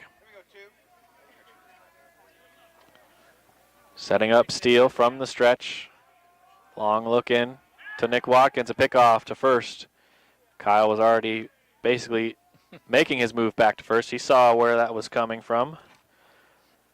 Now he takes his lead again. The pitch from Steele. 2-1. Kyle goes. Parker pops it out of play behind for strike 2. Kyle was 3/4 of the way down. Yes. He got a really good jump off of Zach Steele's first movement. And there was going to be no chance to stop him except for the foul ball. 2 balls, 2 strikes. Steele set from the stretch. And the pitch. Out in front, Parker Huber, the first strikeout victim, not in the number 8 hole in the lineup. Out number 2. Parker started off hot, a double and that 2-run home run. That helped keep the offense going. Bulldogs lead up to 5 at this point, 6-1. Here comes your cleanup hitter, Nate Atkinson, a pickoff to first, and safe over there is Kyle Apple on a good slide head first. Good tag by Workman. Kyle just already there. He's wearing a little trench over there trying to slide back in. Another slide, another extra bit into the trench for Kyle. Definitely more pitches thrown down there than to the batter, who's just waiting here patiently. Nate waiting for the first pitch from Steele. Here it comes. Whoa. Up and in, ball 1. Nate, a fielder's choice to second base, which scored a run. That scored Cal back in the first. a double in the third and a single in the fifth. He scored twice himself. Here's the pitch. Swing and a miss, as that is strike one. Hit and run was on as soon as Kyle didn't hear the ting of the bat from Atkinson. He immediately stopped his steal attempt and went kind of sidestepping back to first. Right. The 1-1 pitch is another pickoff. And it does not get Kyle again under the slide head first. It's the fourth time I think he's thrown over there. It's only thrown 2 pitches to Nate. The 1-1. Kyle goes, shot towards left. It's going to drop off the wall. Coming around to third. Here comes Kyle. Apple is given a stop sign, and Nate digs into second. And a double off the wall in left field puts runners at second and third for Blake Bodie. We've seen Blake with some power this season. He's got one of the 6 home runs for the Bulldogs. He liked it at home. He got his at home here. And I'm going to just say, unfortunately for Nate, that's a too tall offense. Just a little bit. A little bit too tall. Yeah, Blake's out at Colton.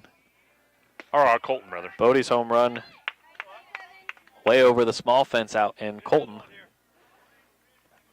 And that short left field. Strike one to Blake.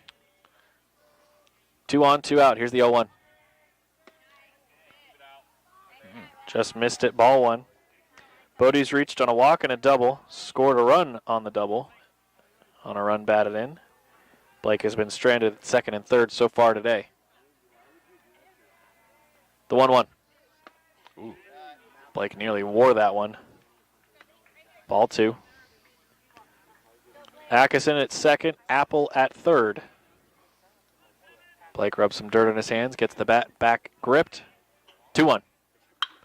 Bodie, a ground ball headed towards Watkins. Alex had to wait for the ball to slowly roll through the grass infield. Got him at first on the 6-3 throw. Bulldogs unable to push a run across here in the 6th. But we'll take a break. And the bottom of the 6th, when we come back, will be led off by Chris McIndoe, the second baseman. On the other side of the break here on 1450 KCLX and online at listentothegame.com. I'm here. 60.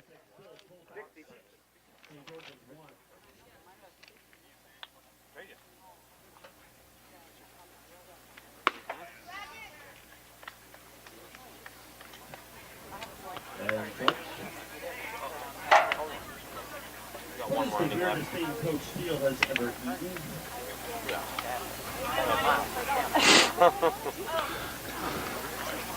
$30. Thank you.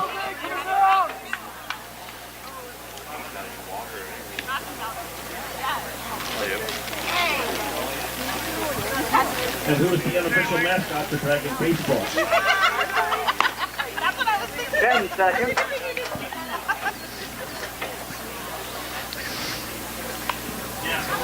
And you're back in 5, 4, 3, 2. We welcome you back to St. George's High School. Matthew Zimmer and Randy Stickle here with you as the Colfax Bulldogs take on the St. George's Dragons here in Spokane, Washington. By the way, the Seattle Mariners taking on the Cleveland Indians. Not so good start for Seattle. They trail 4-0 in Cleveland. Lane Gingrich will face off now here in the bottom of the 5th with Chris McIndoe, and he hits him with first pitch strike. Lane flutters the glove in the 0-1. Popped up, playable. And this one headed towards shallow right field, and Bodie coming in. Heads up, and it gets out to right field. And Blake has now made the last 2 outs to end the 5th and to start the 6th. Colfax leads it 6-1 after they had 2 runners stranded at second and third to end the top half of the 6th. Now to the designated hitter, Ben Clark. Ben has walked and grounded out to second. He was also retired on a double play attempt by the Bulldogs on a 6-4 flip. Ball is outside, ball 1. Again, Lane Gingrich pitching here. Pitched on would have been Tuesday for the Bulldogs. Up at Colbert. Against Northwest Christian. That's a good pitch for Lane in the zone, bottom of the knees. Ben Clark watched it, saw it, and went, huh. So Nate gets his first start against Pomeroy.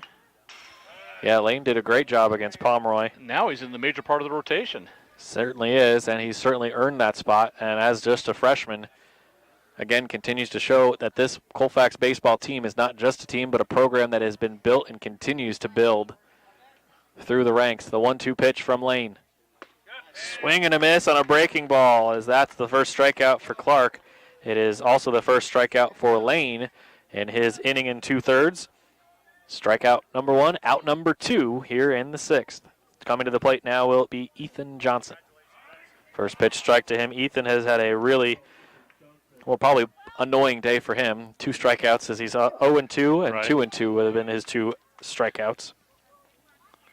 Lane flutters the glove. He's ready, 0-1. And here comes the pitch. Right back up the middle towards center. Kieran has to play it on a hop for a base hit. So Ethan Johnson, first time not facing Parker Huber, sends a base hit into center field as he would hit that one right on the barrel. One hopped it right into Kieran Anderson, and now Lane gets the ball back. And he will face third baseman Charlie Darnall. Darnall was left on in the 4th inning after reaching on a fielder's choice. Lane checks over at first from the stretch. First pitch. Inside, ball 1. Darnall's grounded out, popped up to Evan Henning. He also grounded over to to Lane Gingrich in the 4th inning, but he was reaching on the fielder's choice on the double play attempt. That one is fouled away. That one headed out toward the parking lot and didn't hear a crash, so that's good. Strike 1. I'm going to say this, and you'll probably say, oops, nope, you're wrong. But Ethan Johnson is the first after the top 4 that have reached base for the St. George's. On a base hit, yes. On a base hit, yeah. Strike 2 to Darnall. Both Ben Clark and Darnall have reached, but like Randy mentioned, they did not reach on base hits. It was a fielder's choice and a walk for those 2. Right. Inside, strike 3 called. And 2 strikeouts in the inning for Lane. As we go to the top of the 7th, the Bulldogs will try to add some insurance runs as it's Kieran Anderson, Kellen Becker, and Cameron Hyatt. When we come back here on 1450 KCLX and online at listentothegame.com.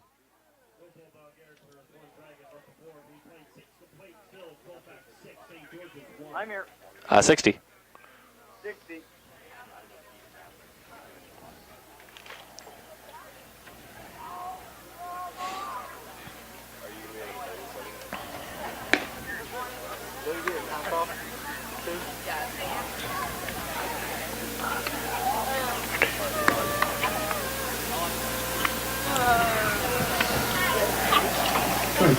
Let's test a little bit of baseball knowledge here. 30.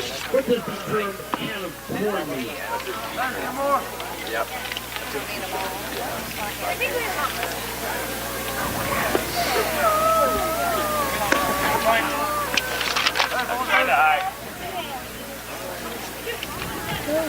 And what does the term ham and eggs up the middle mean? And you're back in 5, 4, 3, 2. We welcome you back here to St. George's High School. The Colfax Bulldogs leading things 6-1 in the final regular inning of the game. Colfax leading things by 5. The score 6-1. Again, your 3-2 up for the Bulldogs will be Kieran Anderson, center fielder, designated hitter Kellen Becker, and left fielder Cameron Hyatt. First pitch as they wait for Coach Parrish to get down to third. Here comes from Zach Steele. That one is hammered up and away, foul. And it hit the branch of a tree to avoid more cars. Strike 1. They got a couple flowering trees here. Maybe half a dozen of them. They've been very good. They are much bigger. They must be bigger than I think. Ball 1 on the second pitch from Zach. Count goes to 1 ball and 1 strike. The pitch from Steele. Cut on and missed.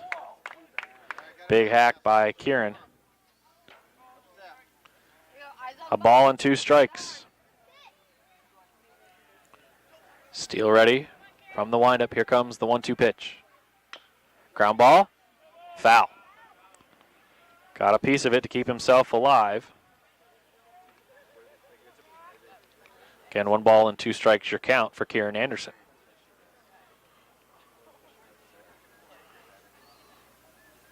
6-1 Bulldogs. Top of the 7th, trying to add to it. Kieran at the plate. Behind 1 and 2, facing Steele the pitch. Bounced in there for ball 2. As they say, Randy, good eye by Kieran, seeing that one start to drop off the table. Evens the count up a little bit, kind of fighting back. 2 and 2. Swing and a drive high into the air. This one is not going to leave the yard, but it will be caught in left field there by Jackson Spackman. His first real action in the field of play since he had to watch the fly ball home run by Parker Huber. That's his first out recorded of the day, so Spackman getting in some work there in his first recorded out. Kellen Becker, the DH, will step in now. I don't think there's been hardly any grounders go out that way. Now Not a lot have gotten past. Wait a minute. There was the one that went down the third base line. You are right. But not many, like he said. Ball 1 to Kellen. Becker's reached on an error and a fielder's choice, and he also grounded out to who else but the shortstop spot, as has everybody just about for the Bulldogs. The only player who hasn't grounded out to the shortstop area has been Nate Atkinson, and also Lane Gingrich, but he did pop out to the shortstop. Here's the pitch. Whoa, inside. I believe we're at 2 and 1 now. Yep. 2 balls and a strike. Well, Blake Bodie was in that category till the last. To the last inning, as Kellen doesn't do it often and hits one off of a car roof. Much better than the alternative, one of the windows. But it does bounce off of a car. 2 and 2. Kellen kept himself alive. Steele with a deep breath from the windup, the 2-2. Swing and a miss for Kellen as he strikes out swinging. Out number 2, and now here comes Cameron Hyatt, called out on strikes. His first and only time up here in today's ball game. It was on a full count, too. So yeah, it was. It was did a close. Good job of kind of fighting it back, but couldn't quite get that last one. All right. Cameron Hyatt for his second plate appearance. First pitch from Steele. Bounced in for ball 1. Cam came in as a defensive replacement and, well, also came in to bat in the 5th inning. Then he would follow up in the bottom half of the 5th inning by taking over in left field for Chris Lewis, who started the game for the first 4 innings for the Bulldogs. The 1-1 pitch. Just got a piece of it, 1 and 2. Well, starting the senior and bringing the junior in halfway through. They've done a little of that this year. Wanting to make sure he gets some at-bats before we get to district and possibly state regionals and such. All the things that can be entailed in the postseason. Ball 2 as Cam tries to battle himself back into it. 2 balls, 2 strikes. 2 outs on the board. The pitch from Steele on the way. Cam fights this one off out towards the right field, down the line. Fair ball! Just landing fair by maybe 7 or 8 inches. Cam Hyatt gives a look at Coach Gregory and goes, that'll do. I don't know if he did that. I think he had a little more excitement than that. But he... well, the head nod of, yeah. It's kind of the, okay, sure. His that initial works. was, then he kind of got on base and he kind of turned around and gave a little bigger smile. Yeah, exactly. You know. He had the smile. I'm happy with that. The first head movement was, okay, great. Well, all the right fielder, second baseman, and first baseman all made an attempt at it, but that was just too close to the foul line. He also had basically no chance at it. It would have had to take a dive from somebody, one of those 3 that Randy mentioned. The first pitch to Lane is going to be low for ball 1. Gingrich, your new pitcher for the Bulldogs. He came in for Parker Huber in the 5th. We'll expect to see him in the 7th. Try to wrap up the game for the Bulldogs. The 1-0. Ball low for ball 2. Again, just a single game between the Dragons and the Bulldogs. Senior day for the Dragons. 6 of them being celebrated post-game by the St. George's faithful. 3 starters and 3 bench players. Just missed it. 3-0 for Lane. 3 balls and a strike. Long look. Steele gets the ball back. He comes set from the stretch. The 3-0 on the way. Ball 4 as Lane flips the bat back to the dugout. That brings up your catcher, and the man who's got to get his last bit of catcher gear off, Cal Gregory, coming to the plate. And Dad, Wayne looks at him and gives him a little push the ball. Gave him one last little tidbit from first base before Cal gets in the box. As here again, now you got, well, 2 speedy runners on second and first. Yes. Cam and Lane do have good speed. Running down. Ball in the hole. Cal safe on a base hit into the hole at shortstop. Runners everywhere now as the bases come loaded. And here comes Kyle Apple. Well, he's had a couple base hits today and a walk. So Kyle's reached. He's been scored thanks to the home run by Parker Huber in the third. Cal said, everybody hits it down to the shortstop and doesn't get on. I'm going to hit down the shortstop and get on this time. Kyle pops it up foul toward the parking lot yet again. Bus. Thank you, Bus, for taking that one. Strike one as my car behind the bus. So I salute you, big yellow Colfax bus. We'll get you a card. The 0-1. Down low and stopped by Nick Watkins. Randy, we've talked about Cal a lot this season. We've seen only Nick Watkins for this 7 innings of action, but he has been spectacular behind the plate for St. George's. Well, we've talked about it. Kyle couldn't hold off on the check swing, strike 2. Talked about it. Some of the better teams, especially in this league, all have good catchers. So Soton and Marks and Colfax, St. George's, all having solid catchers. The 1-2 goes running outside, 2-2. Ball brought back in and handed off to the home plate umpire on a toss by Parker Huber. Bases loaded, Kyle Apple at the plate, 2 outs. Top of the 7th. Ball stopped again by Watkins as he keeps it off the chest pad. It ends up into the field of play, but no chance for any runners to go anywhere. And a good work by Nick Watkins. 3 balls, 2 strikes. A full count for Kyle facing Zach Steele. With the bases loaded. And the pitch. Ball 4, walked him. And that walks in a run as that will give an RBI to Kyle. And we'll also score a run for Cam as Hyatt scores run number 7. It's the Bulldogs 7-1. And here again, Parrish is going to come up and talk to Parker a little bit. While the coach for St. George's, I think that's Coach Wooten, goes out there. Chat with the pitcher and catcher of his group. In a jam, but only 1 out remains for St. George's to need to get out of the inning. Right. Before they try to take a shot at tying the game and leading and winning in the 7th. Colfax, of course, will try to keep that from happening. Bases loaded in the shortstop. And your starting pitcher here for this solo game, Parker Huber.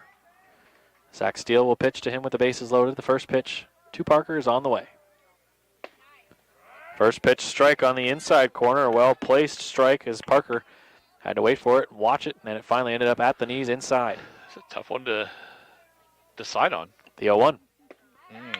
Swing and a miss over the top of it. That one a breaking ball from Zach as now he's quickly ahead 0-2.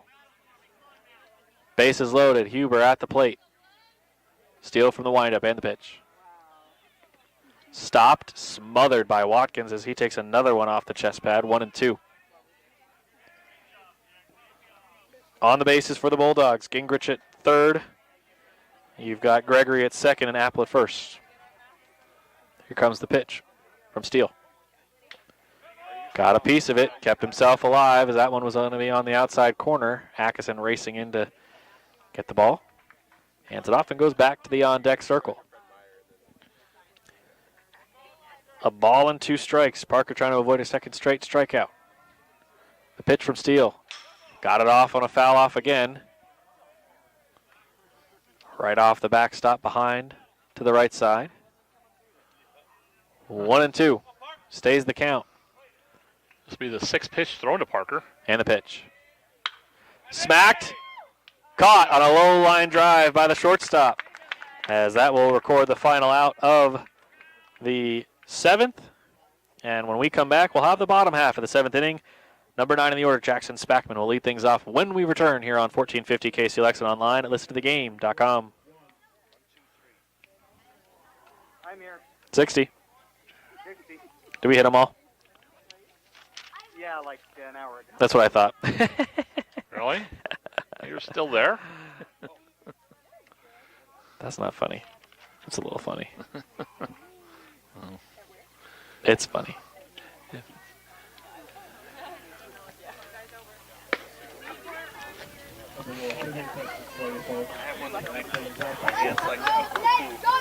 But it was one of the 30. Thank you. Our favorite artist. musician. And what is Jackson Spackman's biggest phobia?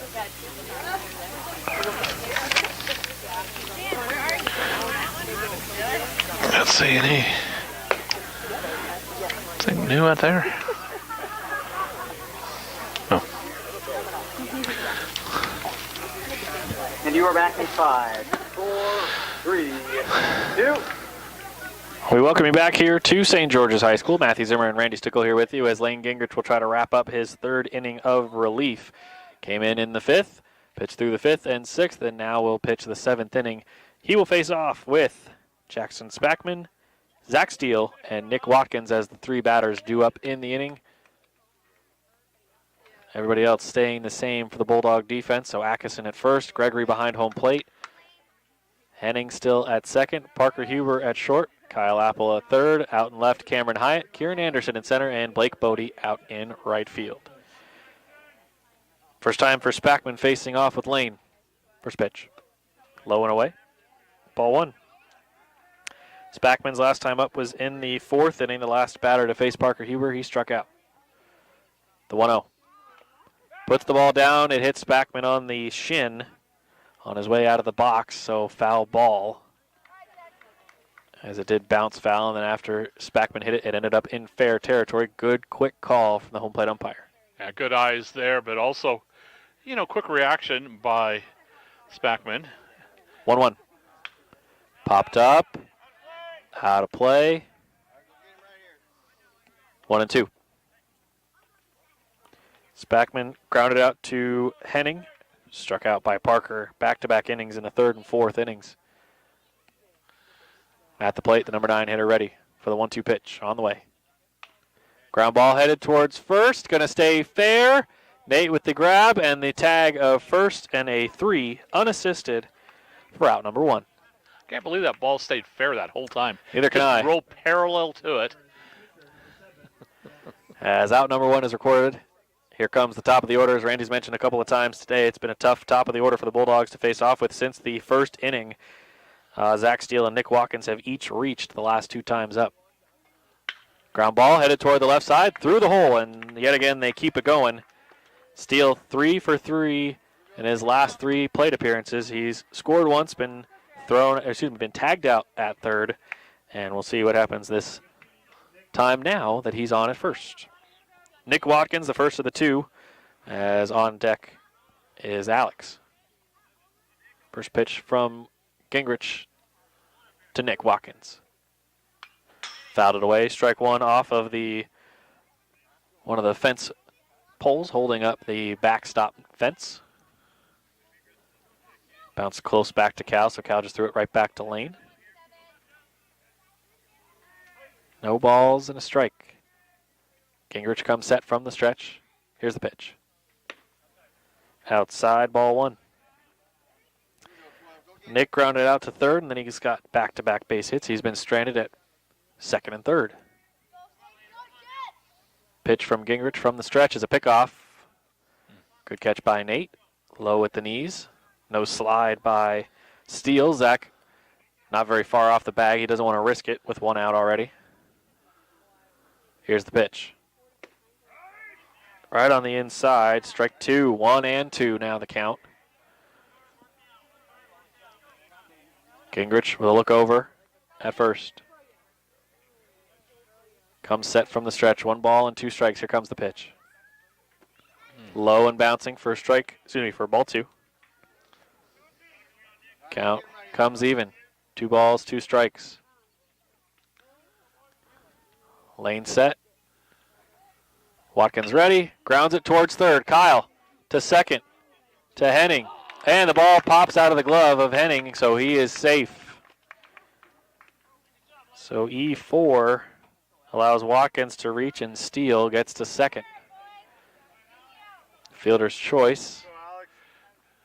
Also could be the call, but because of the drop, ends up as an E. Right. As looked like Colfax was trying to throw a double play. Yes. I think that would have been really tough. Sometimes when you go just a little too fast. Nick was moving quite well down the first base line. Well, right. I don't think it would happen, but I think that was in people's minds. Yes. Certainly wasn't mine. You know, it'd been a great way to end a game, but. Ball 1 thrown to Alex Watkins. The next pitch. Down towards Kyle. Dives at it, missed it. On a couple of hops. Hyatt going to get it back in as the bases come loaded now. Tough play for Kyle.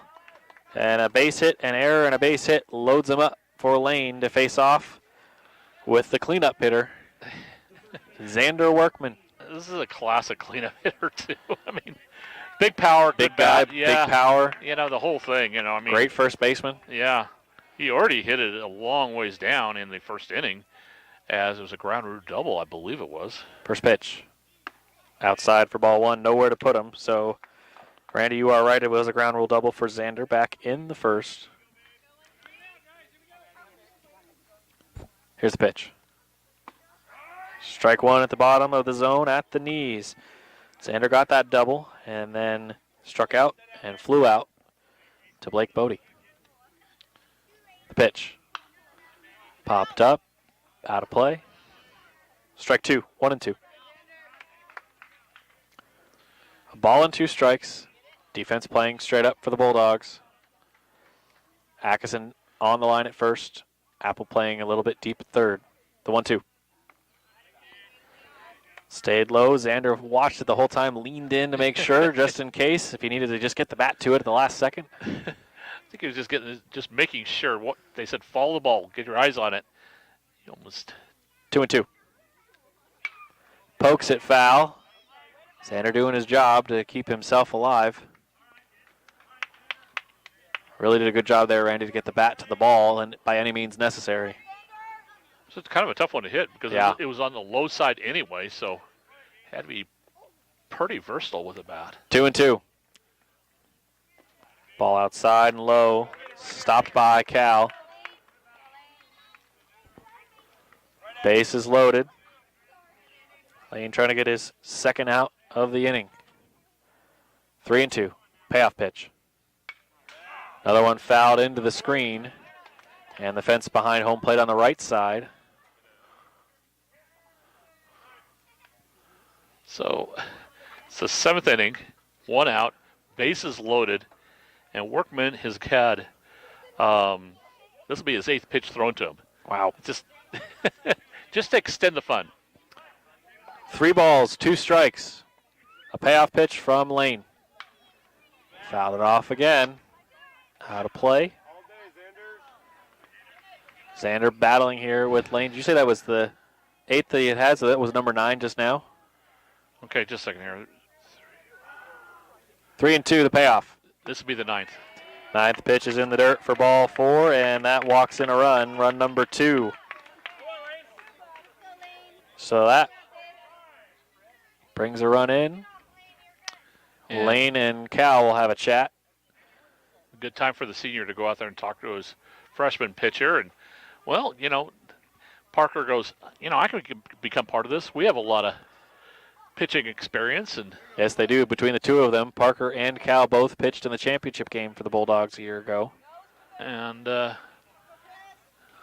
the senior veterans go out there and help him out. They say, hey, we're not going to help you out with what we say, but we're going to help you out with our mitts, too. So Yes. don't worry about it.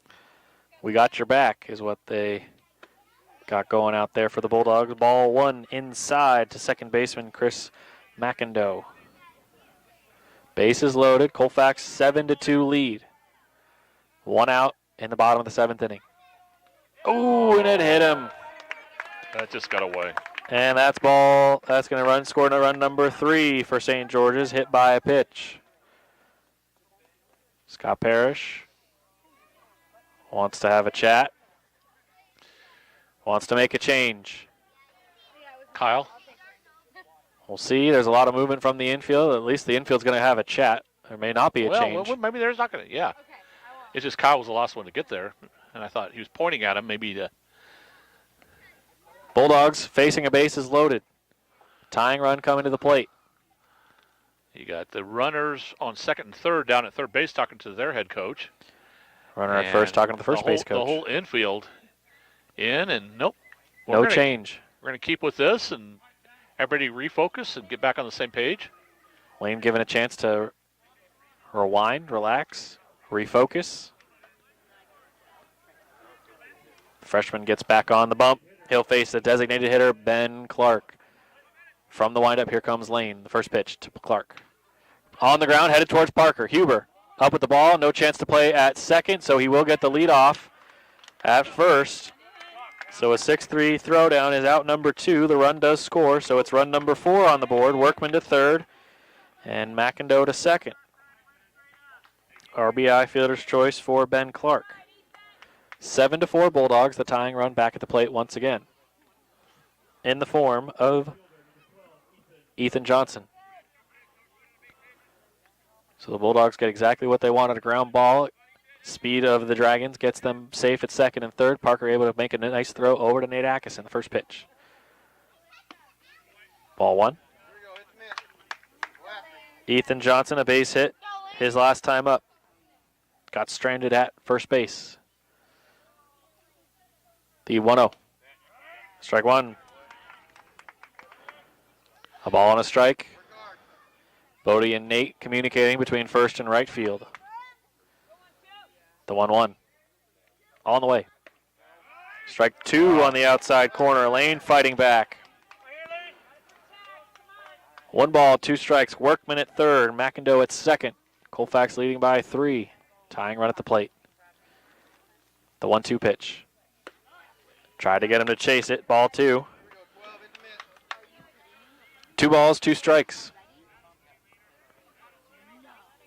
Lane on the bump from the windup. Here's the 2-2. Swing and a miss. There we go. Lane gets a standing O from the Bulldog faithful, and that'll do it for the ball game. 7-4. Colfax comes out with a single game victory. They now move to 17-1 on the season. And that'll do it for the regular season for Colfax before we get to district action. We'll come back after a quick break to give you the post-game show. Bulldogs successful and victorious today in their single game against St. George's, 7-4. We will be right back on 1450 KCX and also online at listentothegame.com. 60. Thanks.